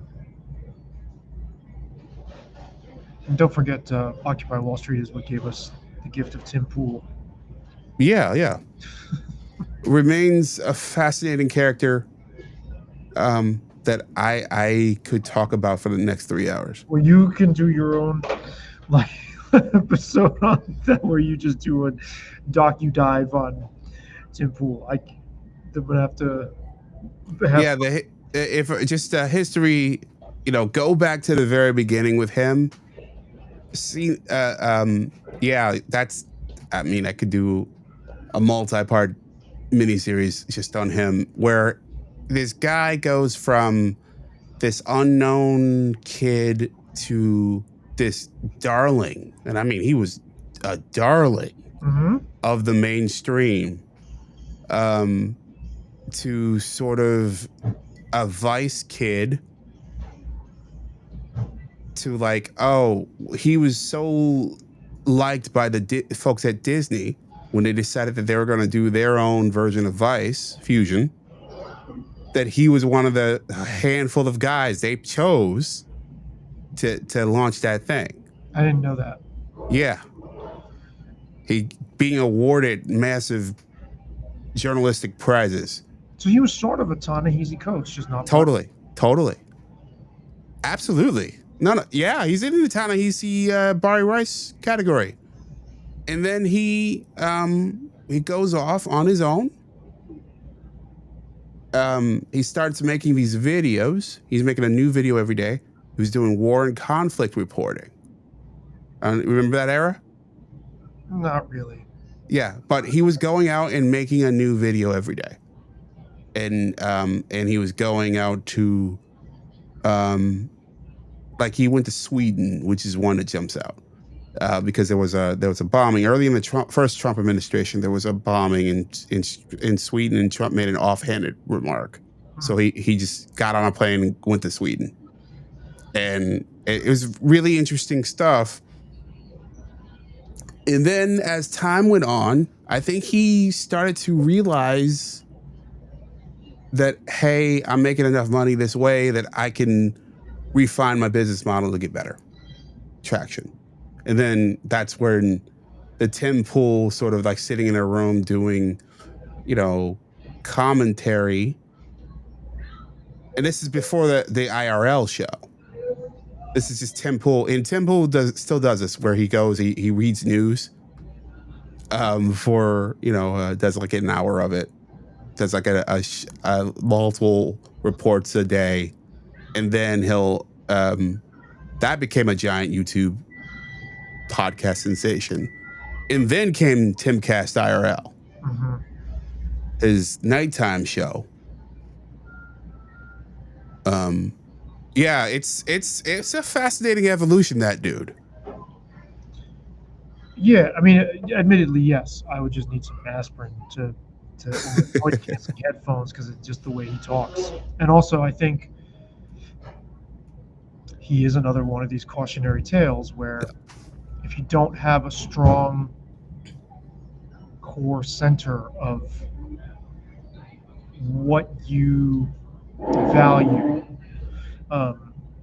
you can. I mean, I'm all about people changing or being more open and opening themselves as they go through life. But when you change guises that much and so dramatically to the point where we don't know who the real core person is, I find that really scary. And I think it happens to a lot of people who end up with a public voice and a large audience. There's some sort of odd transformation from within when you're playing to an audience that occurs. And I just feel like he's the guy who he was way back then. Where is that person to be found in what he does now? So somebody who can shapeshift that much, it makes me question, well, who were you to begin with? But you can answer that, JB, and you're... Yeah, and maybe that should be one of my opus projects. But we've gone in places I didn't expect. But I wanted to, if you're still interested, want to actually get into the. Well, we did kind of get into this, but want to go directly into Sorry Not Sorry? Yeah. Yes. Okay. Let me set this up. Definitely, I've been really looking forward to this, to hearing your perspective on this in the bigger picture, just like we've been talking this whole time. Yeah. So just for, and I take it you can see the screen? Mm-hmm. Let me make sure we get everything. The era of the public apology is ending. Yeah. So this is a report from Axios that reflects just a spate of different reportings on public apologies. And I'll read a bit from it. The age of the public apology is over as more brands, public figures, and companies dig in their heels amid backlash or dodge accountability amid operational snafus. Why it matters. This is a major shift in communication style and reflects the current zeitgeist, the state of play. American Eagle doubled down on its controversial ad featuring Sydney Sweeney. Women's advice dating app T didn't apologize after user data was hacked and leaked. And Crowdstrike left out the sorry initially when its global outage took out airlines in more last year. While phony statements from Astronomer executives littered the internet, the executives have yet to issue public apologies following the recent Kish Cam scandal. The Coldplay thing. Yes. Coldplay. So I want to just, because we've talked about this on and off for a long, long time, and I want to go because one of my favorite things, absolute favorite public things, and I love, and I've done a little bit of consulting in this, and I've done this in my day jobs, working with high profile people who have to talk to the media about stuff. I won't go in too much detail at the moment. Well, you mean stuff that they're on the ropes for, like where people sometimes positive, sometimes negative. Okay. It depends on the thing. But they have to speak publicly on a subject. So like it's something that I've done professionally, and it's something that I've watched for a very, very long time. And what has formed was something um, that's very common that I love to talk about called the non-apology apology. Mm-hmm. Do you remember what I mean by that? Of course I do. Yeah, and I've heard you talk about it for many years. Yeah. Share your definition of this. Well, it's when you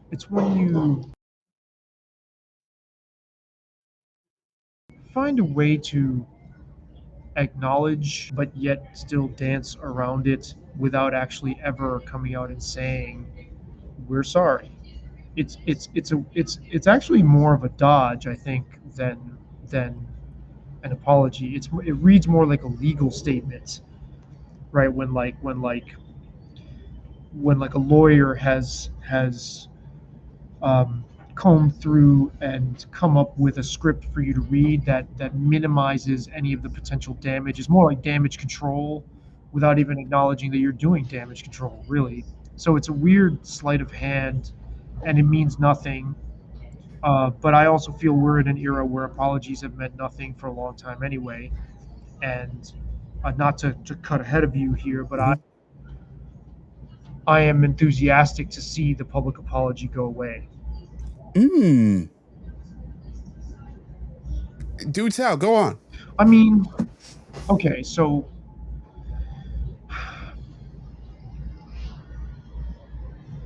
I guess we're talking at two different levels. Public apologies from corporations have always felt like cleanup, like we're just doing this to satiate you, and it feels like completely insincere, and there's just no value to it. You know, if you make a product and you're an auto manufacturer and you fuck up and 15 families die on the road from it, you need to acknowledge that. Um, but I think more than an apology, a simple acknowledgement of the damage done, and then saying this is what we're doing to correct this, and in order to atone for what our negligence, we've started this charity or whatever, blah, blah, blah, whatever you're going to do to kind of try to redress it. That speaks louder to me than we're sorry. The public apology from the public figure, from the individual, has always felt coercive, and it's please spare me, please don't stone me to death, let me do the perp walk and prostrate myself before you and cower in the corner while you hold your rocks. Please spare me so that I can go scurry off and then come back in a year or so after you've forgotten about me and rebrand myself again, right?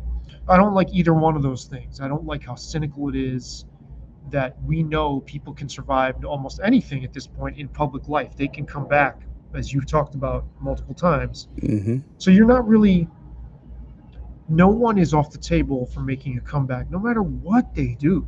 I mean, I guess there are certain things you can be caught doing. I mean, if you're drinking the blood of infants or something, or if you've got I'll even that though. okay, right. So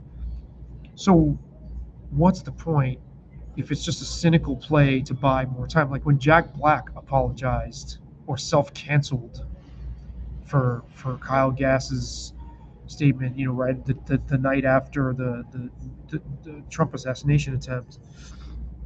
I thought that was really low, and it was basically just like, hey, I'm pulling the plug on this just to satiate, to throw meat to the wolves. I don't like that the public feels that they have that much power to make anybody beg for their lives so that we don't guillotine them to death. That's really fucked up. And I think a lot of times you end up apologizing for things like Winston Marshall, formerly of Mumford and Sons. Good guy. He regrets apologizing because it's like you've got a gun to your head, and you've said this. I'm surprised you didn't bring this phrase up, and I thought you were going to say this earlier. You have said for ages, you don't negotiate with terrorists. Mm-hmm. And when you apologize to a braying mob, they smell blood on you, and you actually make it worse. right? They can sense that they have absolute power over your future, and they're not going to be kind about it. A mob is by definition not reasonable. So you're better off saying, no, fuck you as an individual. I have nothing, I've talked to you about this a lot. I have prepared a statement. I've had a statement for a decade ready in case anything happened. And the funny thing is nobody cares enough about what I have to say. But it's like anybody that I've affected, this is between me and them. I'm more than happy to take this up with them. And if an apology is required, I'll issue one to them personally. As far as you, I don't owe you shit. And that's the way it's going to stay. Right? And I wish more people would take that stance. I wish Winston Marshall had been like, I can read whatever the fuck I want. But he didn't. He thought that he would gain more ground and minimize the loss and keep his life by apologizing, and he ended up making it worse. And you can't afford to do that. Now, corporations, I mean, if you have like that fucking East Palestine, Ohio spill, somebody should be. But more than an apology, I'd rather have actionable, practical steps taken to take care of the whatever it is your fuck up caused, right? So the apology to me is kind of worthless. It's just a cynical play, or like from the people issuing it, it's a cynical play, and from the public, it's like, no, we want blood, and I don't think that's healthy to play into. So I'm with Team JB. Bro, these were great times in America. This is great times in America. Bro, these were great times in America. Savvy agrees with me. Bro, these were great times in America. It's great times in America. Savvy's agreeing with me. Yeah, right. I agree with you when you say you don't negotiate with terrorists. Okay. So I want to talk about the motivations of these things, which I think is really interesting, and it ties everything that what you said, and strangely enough, what we've done throughout this, now hour 41 live, is sort of the way I see it, it all comes together. Okay, so when it comes to a public apology, I think there are three parties. Obviously, this is an simple overgeneralization. But there's the public. Okay. So the motivation of the public, you feel aggrieved by something. The Cracker Barrel thing is a great example of this, right? Like where for whatever reason or not, no matter how superficial or serious, East Palestine, Ohio was another one. That's serious. But it's a similar thing. The public, you're aggrieved by something, you're touched by something. There's a punch. There's something tactile in your life that has changed, whether it's something that's minor, like the pain at a Cracker Barrel, or it's major, like an oil spill in your freaking backyard. Like these are you are moved by this either directly or indirectly. So like this either happened to you personally, or you look at that person and like, that person could be me. Mm-hmm. Mm-hmm. It's an affront to you on some level. By the way, did Cracker Barrel apologize for changing the logo? They did. Yeah. I was getting there later. I'm sorry. But that's fine. We can go to now. The article's wrong. Okay, isn't that hilarious though? That they yeah. The article is wrong. The non-apology is not going anywhere. The non-apology is forever. Or is alive and well. That's your show right there. That is like the non-apology. Fuck Tim Pool. Like, do the non-apology is alive and well. Yeah. Yeah. It's forever. It's not going anywhere. It's going to be here as long as we have a complex media system like we have now. I'm sorry if I offended you. No, it's going to stay. Or there's one that I use personally, which I guess you could consider unfair. I wouldn't call this gaslighting. I'm sorry that you feel that way. Yes. I'm sorry that you feel that way. Yeah. Yeah. It's you're not taking any blame personally in For that your feelings. circumstance. Right. Right. It's like, I'm sorry if you had those feelings. Yeah. Right. I didn't cause those feelings. You had them. Right. I'm not. And I apologize that you felt that way. Yeah. Right. That's Okay. basically saying this is on you. It's your problem. Yes. Yeah. All right. Yeah. And I think I don't think I would. I think that what's different in like the Sydney Sweeney jeans circumstance, where all of a sudden you had at that case left-wing outrage that she was saying that she had good genes, that this cute blonde in a jeans ad said that she had good genes. You know, all of a sudden that she, for some reason, that she was some, Aryan Dog Hitler whistling youth. dog Like, whistling to neo-Nazis. I think the fact, I think it speaks to the point of view that I take in these circumstances, in that I believe that's on my side. I don't know if you hear that. At the airplane? Yeah, that's that plane. I live very close to the Rochester International Airport, so I can turn it off for a moment.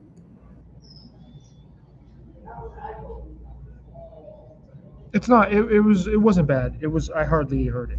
Okay, I heard it, and it was bugging me. Okay, so That she was dog whistling to neo-Nazis. yeah. It was a ridiculous statement, and I think in a ridiculous point of view, and I think it's sort of it. I think what you need to do is, as a brand, as a person, as a company that's involved in this kind of thing, is take these instances on a case-by-case basis. Don't jump to conclusions. Don't take the same tack that you might take in one situation that you would in another. If Sydney Sweeney had, I don't know, a swastika tattoo or something, like that's a whole other world than her simply, saying something that you and your team have thought through and vetted and probably overthought in doing an ad. If you've done your Oppo research on her and you realize that she doesn't have any, there's no actual connection to all that this is something that's an invention in the heads of not even your consumer. Now this is a very different thing between this and the Cracker Barrel situation. Yes, right. Because this is not your consumer who's offended. This is people who aren't your consumer who are offended. Right. That's a huge distinction. This is what the hell? These planes are crazy low right now. I have my window closed. Be careful. Yeah, There's maybe. no they're not those air show fighter jets, are they? No, that's isn't way that isn't that like last month? The I air don't show? know. I don't know when it is. But yeah.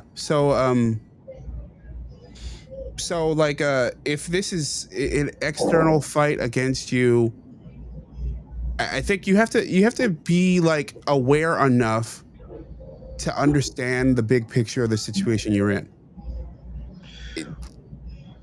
You may get negative press, like there's no such thing as negative press, Right. The question is like, what is the actual damage that's being inflicted here? Is this a dumb political ploy, or is this your audience talking to you? And that's what you have to decide. Right, or your customer base. Yeah.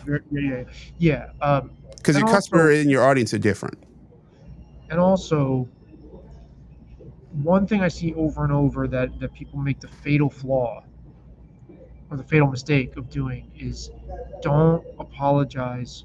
Don't be contrite for things you did not intend to do because someone else attributed your actions and painted them a certain way, and you're like, well, I guess I should have known that that was insensitive. That's an admission of guilt. You're pleading guilty, basically. And Yes. that you cannot do that. You have to draw a line and say, no, that wasn't my intention. Like, if you take it that way, tough shit, you know?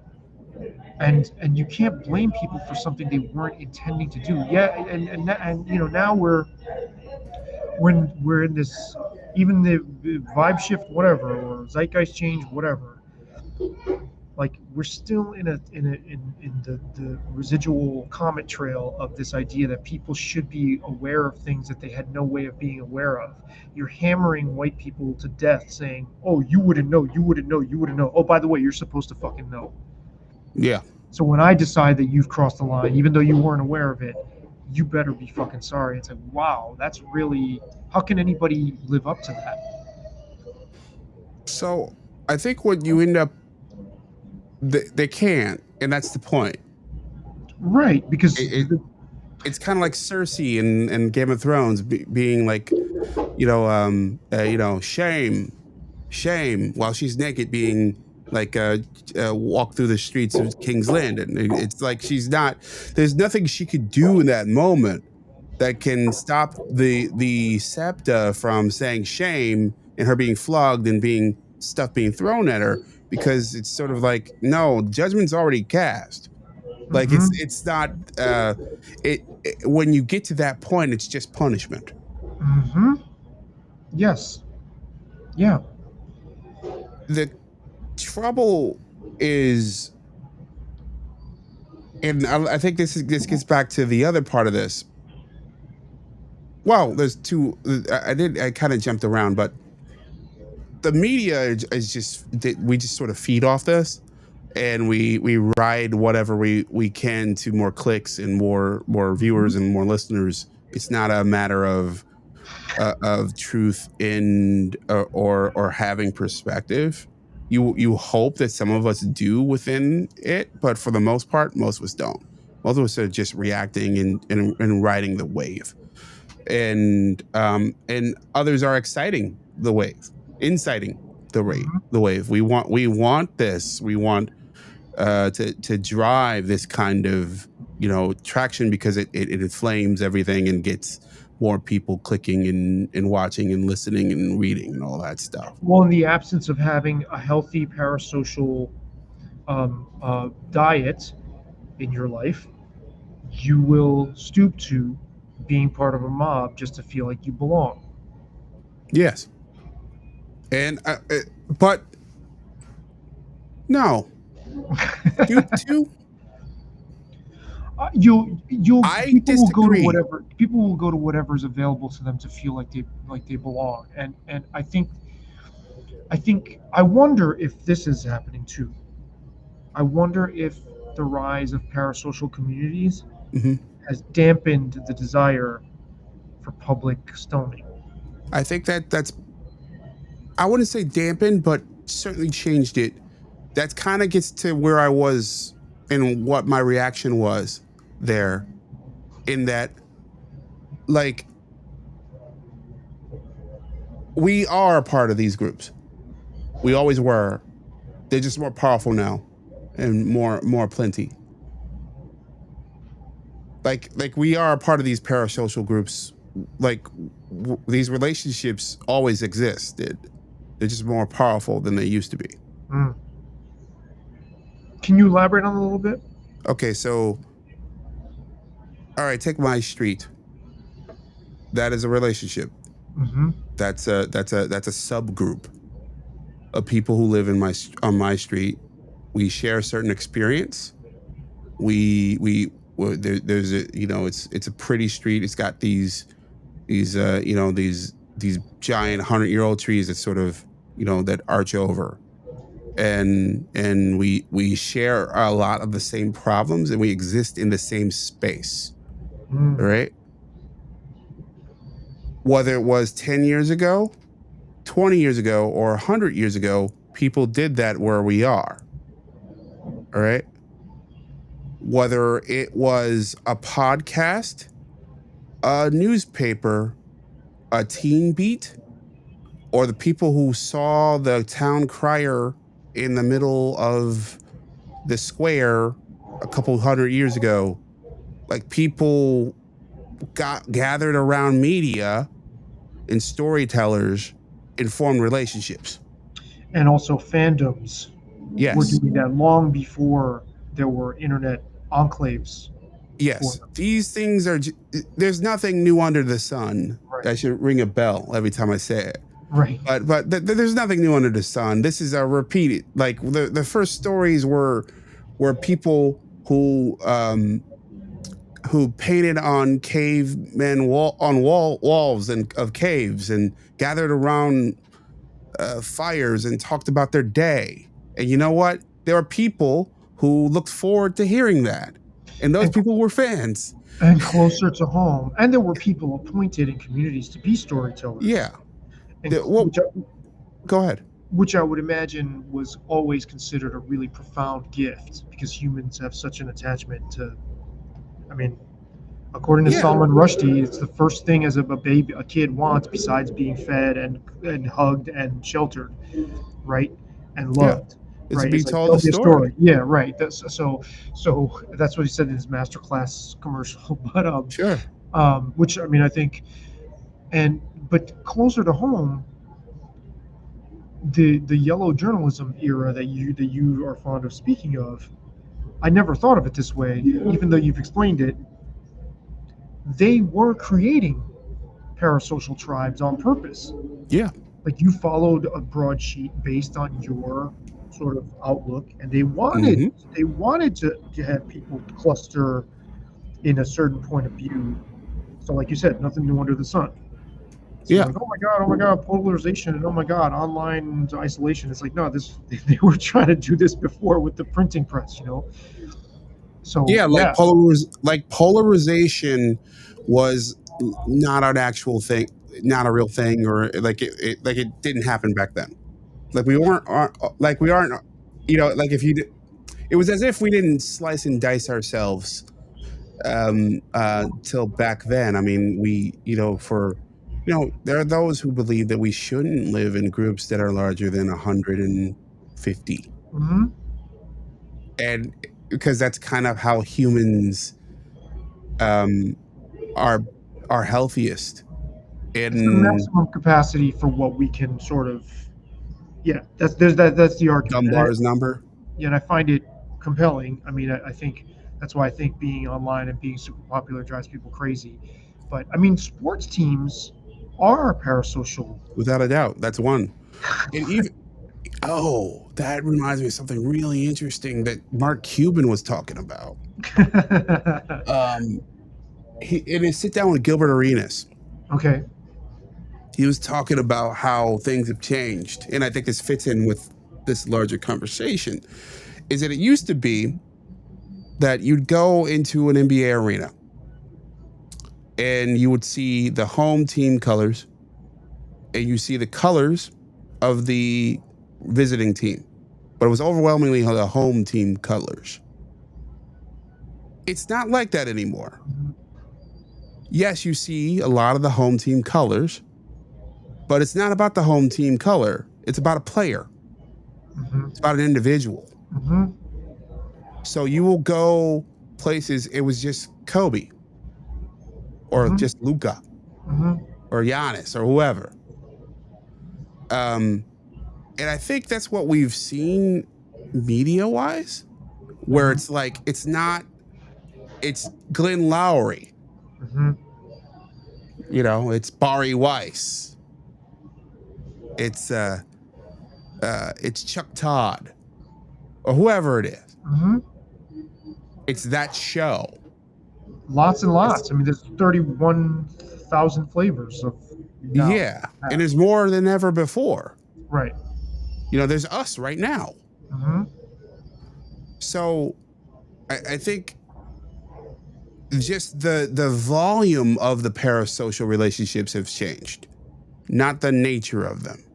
So are we trying to get back to where we are in smaller groups? Are we unconsciously trying to get back to the 150 I think so. max? I know. I don't think we did this on air, but I think on the phone we talked about this. That's where I think this is going. I think we're gonna go with smaller, more customized, more compartmentalized communication. I think that's where AI takes us eventually. I think that's where the power of podcast audiences are. That's where the power of newsletter audiences. It's not gonna be the mass. It's gonna be narrow and deep. So then you better be on your toes if you're a content creator or anybody, any business with an audience or a following or clientele, because you have like small businesses doing content creation also to augment their market. You better be on your toes with that non-apology apology and thread the needle properly, because if you have a smaller audience, that is, as you say, it's the depth of your audience, not Yeah. the size, right? Then if you do something to alienate the people that are feeding you, then you might have to tap dance a little bit. Sure. That's why it's never ever gonna go away. And that's the power of like a neighborhood pub. You know what I mean? So we both used to go to Lux a lot. This is a bar in town here. And let's just think about it. It doesn't have to be Lux, but insert your favorite pub here. Part of the appeal of a place is its location and its location to you. Another level of the appeal to the place is how the place feels, how it looks, the messages, the music, the tables, how it's arranged. What And can also, you do there? right, and also where everybody knows your name, proverbial. Well, that's where I'm going to next. Yeah. It's who it attracts, and the people who are there. And like, can you walk in there on a random Tuesday afternoon, as I used to, and find 5 conversations that you could have? Mm-hmm. Or even one, but yes, ideally, yeah, there was yeah. Yeah, very often it was one, right? But you're there. You can have a cheap drink, and you can have a series of conversations or a conversation. You can meet somebody. I ran into you, or ran into any number of people. I like the bouncer. I like the bartender. Certainly, yeah, that's a big one. Yeah, we Right. like the bartender, yeah. And then on top of it is how the place is run. Like who are the people who are they keeping the prices good? Are they curating the environment for you? Not personally you, but us, Mm-hmm. the audience. Does it feel like it's on autopilot? Does it feel like, oh, whether you actually go to the movie in the backyard or not? Oh, there's movies in the backyard. Mm-hmm. That there's a sensibility, which is the phrase I keep coming to. I keep thinking that might be the name of my media book, Sensibility, because I think that's reflective of so much of communication now, and so much of media and community now. It's about getting and experiencing a certain sensibility, and when you once you seek out that sensibility and you eschew all others.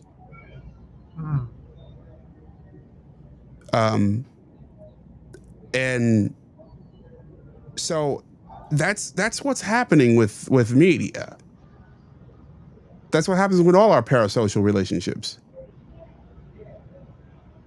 It's the way that show sounds. It's the way that show looks. Mm-hmm. It's what they talk about. It's who they are, who the hosts are. Mm-hmm. And then it's who the audience is. Like, can I go and look at the comments and see people who commented, and are people liking this? Are they talking about it? How are they slicing and dicing their stuff in on social? Can I see their 14 clips of theirs before I actually sit down and listen to the whole thing? It's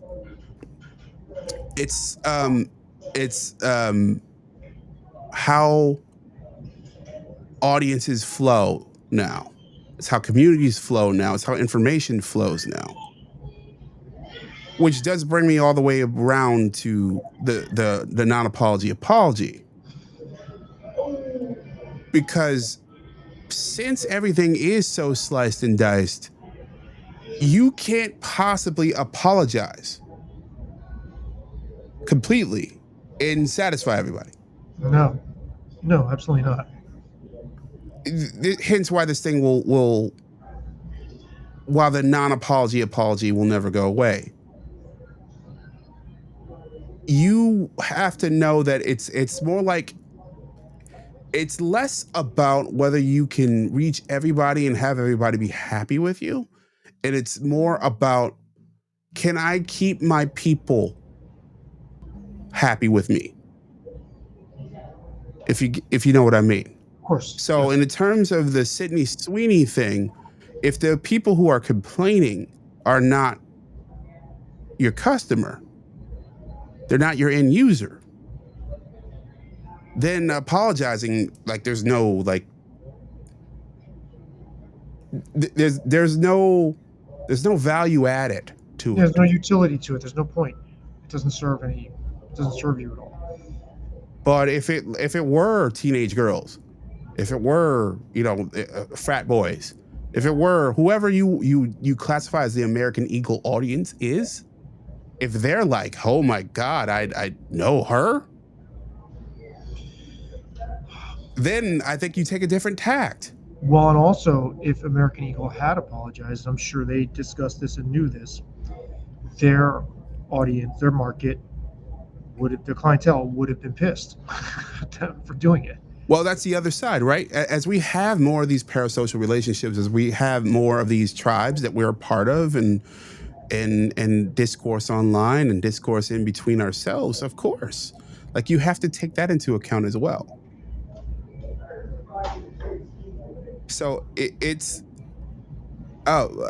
James Brown Consulting.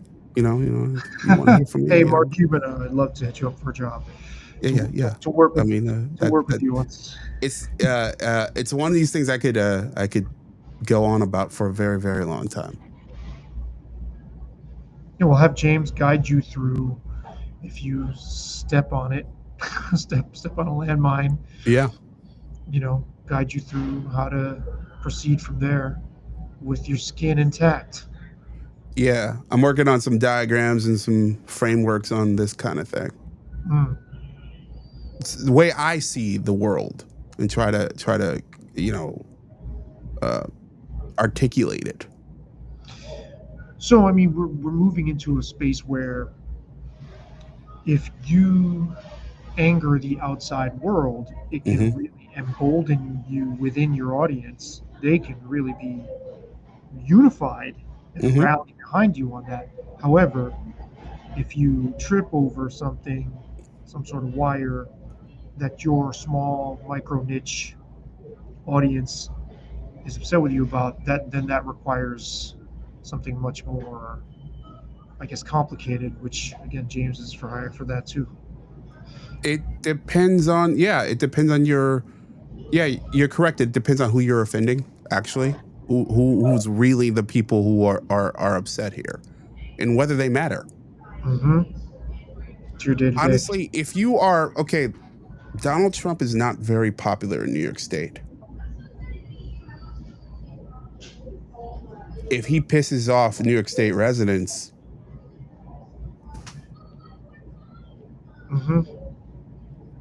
he pisses off New York State politicians.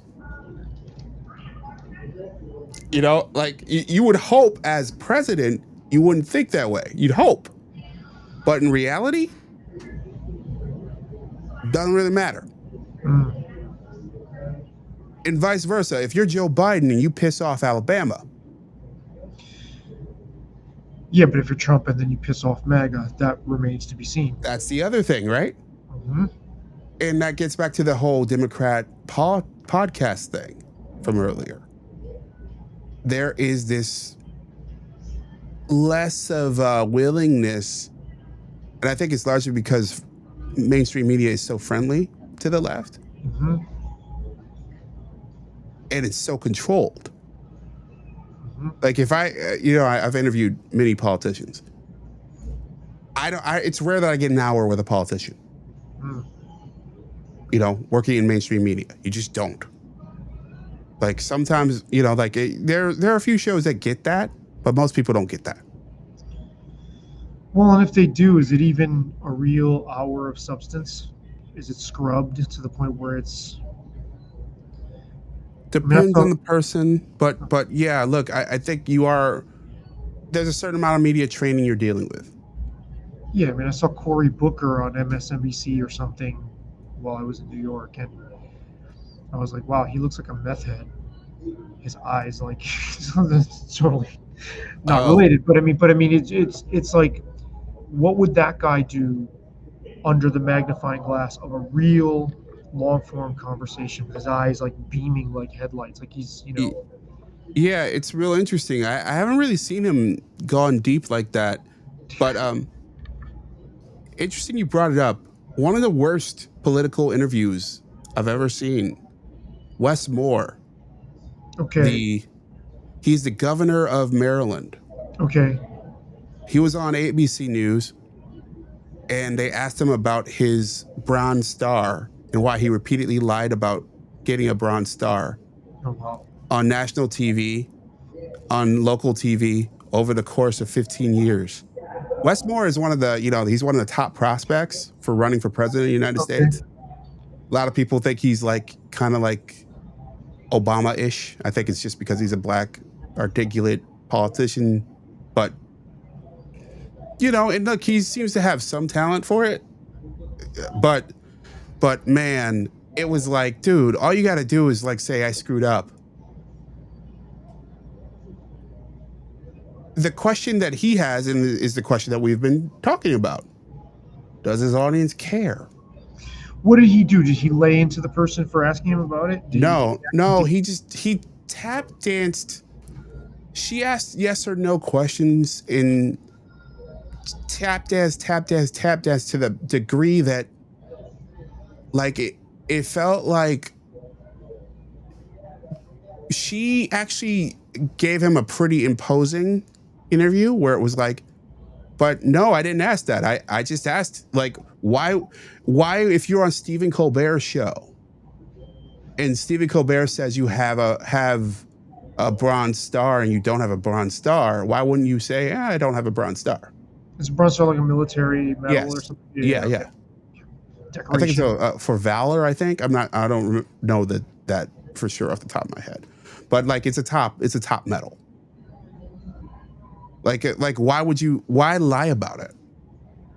Or why just omit it? Why not correct a person? Because that's a lie of omission. Yeah. Yeah. Why accept credit for this? And he knowing that this would come up because he just prepared no answer, felt like it wouldn't come up. And I think it's largely because I think politicians feel like when they accept interviews, they're not going to be truly challenged, even on something like that. What would you advise to someone like him if somebody like that came to you and said, "What's the playbook here?" I screwed up. Notice no apology. Yeah. That's a non-apology apology. Yeah. Look, this wasn't an intentional thing. It happened over a series of years. It was one of those things that he claimed that he was told that he was up for a Bronze Star, but he never had the ceremony or got one, and somehow that got into the public eye that that he received one. You know how it got there? He said his team put it out there, right? Okay, he said it. He said it himself. All right. So no, at that point, 15 years in, you're a couple years out from maybe running for president. You got to say, I fucked up. Yeah, I guess I would have said, I mean, if it hadn't been him that put it out there, I would have said, well, it was one of those things where it had gotten out there, and it's kind of like when you don't know somebody's name and you don't correct it the first time, and then you Mhm. keep going. That's Well, I that would- that's not bad, and I think Thank you. that could be part two, because hey, look, I fucked up. I should not have said that. I was told that I was going to receive this. I didn't. I screwed up. Right. And then once it got out there, I just felt like it was It's tough. too It's a much to tough walk thing to back. reel in once it's Walk already back. out there. Yeah. Oh, good. Then I'm glad you approve of my Yeah. I think that's what you do. PR skills. Yeah. Instead, you don't like, hey, I was supposed to get one and I didn't get it, and I just said I got it, and like no. What are you doing? Like, stop it. So You could have really used someone like you. yeah. So on a case by case basis, what should companies and people do? What do you prescribe? I mean, I know you said it's case by case, but what do you prescribe? It's Nothing rash. Okay. Breathe. Examine where is it coming from. That's number one. Is it a Westmore situation where it's self-inflicted? Okay. Is it another branding mistake? MSNBC is MS Now. They're going to be MS Now. Yeah. That's something that that's a bad name, but you had to do it because the parent company didn't want you to be MSNBC anymore. Like, it's one thing if you're being forced into a corner and forced into a bad decision. It's a whole other thing if you made a bad decision. Yeah, you shot yourself in the foot. So, but you said, do his potential voters or constituents care? Yeah. No, if he's being groomed for a presidential run, he's going to face a Democratic primary, or even if he gets that far, a debate with a Republican candidate where they blast the shit out of him on that stage for that. Okay. Kind of I'll tell you why it doesn't. It depends. Okay. Our friends in the Democratic Party have ranted about race.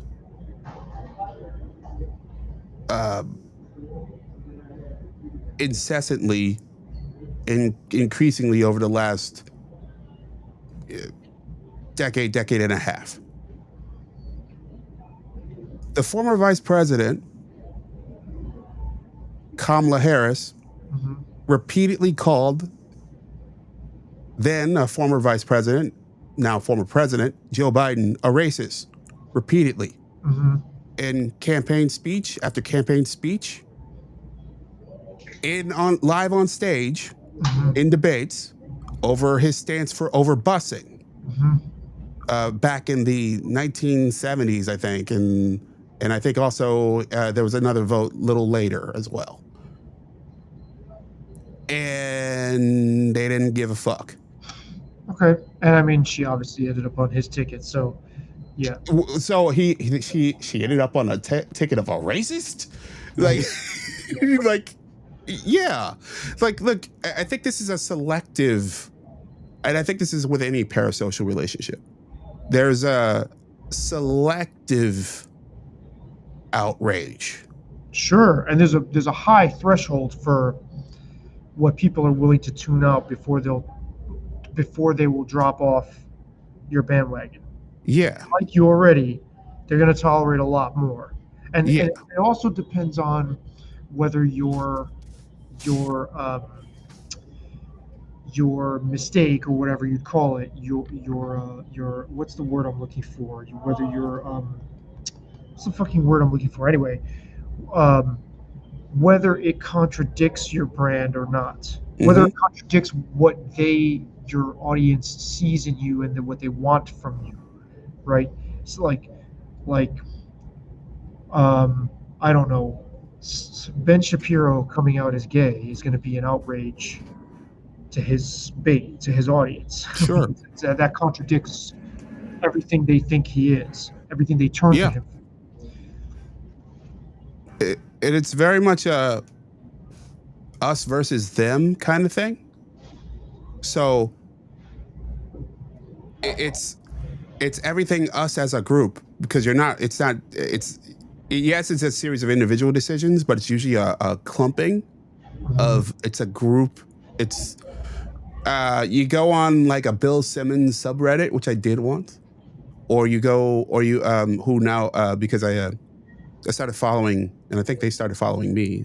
They're the Bill Simmons Reddit podcast. All right. Oh It's a wow, podcast about the Bill Simmons wow, ringer verse. that's a parasocial relationship. Yeah.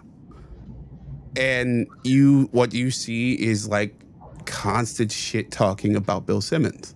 But do they still follow his shit though, right? Yes. Yeah, They still follow it. They yeah. react to it. Yes. It's so it's like, are you offending that world? And sort of figuring out how, and it's tough to tell sometimes, but how does that world, because that world's the most important world for a guy like him, because that's his core. Mm-hmm. You lose those guys, you lose the whole plot. Are they still on the bandwagon? But you can lose them to the point where they still hate watch. Yeah. So then you're not really losing them. I mean, a lot of these platforms, Flagrant 2, Reported, Red Scare Pod, they have Reddit pages, and I'm sure there's tons more that I just don't know about. And a lot of it is just bitching about the show, like griping. Yeah, this show isn't what it used to be. Exactly. That's like an everyday, just constant churn. And I should have said, for Ben Shapiro, the worst would have been not if he came out as gay, but if he got busted, like in a typical, like busted in some bathroom with like a teenage male prostitute or something. You know what I mean? Like that's going to be the thing that shatters his audience's view of him. But Bill Simmons, somebody like that, I think, or Flagrant 2 or whatever, your audience after a while, I've noticed with these groups that complain on Reddit, there's still this momentum of like, oh yeah, I'm getting tired of watching it, but you're still in the habit of watching or listening. You know what I mean? Like it would take a lot to pull some of these people off. Sure. The fact that they're expending energy on it and aggregating clips or doing podcasts about clips, they're still consuming it. So we could only be so lucky as to have an aggrieved, defecting audience. Yeah, it's a one of those fascinating, really. I wouldn't say it's a recent development, but I'd say it's when you navigate these problems that we're discussing in this era, it's easier for things that happen in, let's say, one of those subreddits, the Red Scare subreddit, to become a public thing, and their reactions to become widespread than, let's say, a pamphlet or a zine, depending on your era, full of those same people in a different era. They just couldn't get access to a large megaphone. But they are those same people. No doubt. With the same needs. Yes. So, all right. Whoa. I know, that's loud. Yeah. We used to get 20 nuggets for $5. We used to get 20 nuggets for $5. We used to get 20 nuggets for $5. That's Chappelle, isn't it? No. No, who is that? That's Careless Williams from the 96 South show. Oh my God, okay. The $5. We used to get 20 nuggets for $5. They said Doritos put holes in your brain now. Well, listen, the more things change, right? The more people. That's a story. That's a story. That's a story people are attached to, that things were once better, and they want someone to apologize to them for how much things have changed. Yeah. So that's another part of this whole thing. People, we all want to cling to what we know. Agreed. So, well, listen, Yeah. man, it's great. It's a great way to Yeah, this spend has been good. the first part of Labor Day. It's a beautiful, amazing day. I don't know if you've been outside yet. Not yet. I will get out there. It's gorgeous. So go see what's going on with those planes and Yeah. If we have a house left, All right. So Alrighty. all right, everybody. Stay Thanks not for sorry. listening.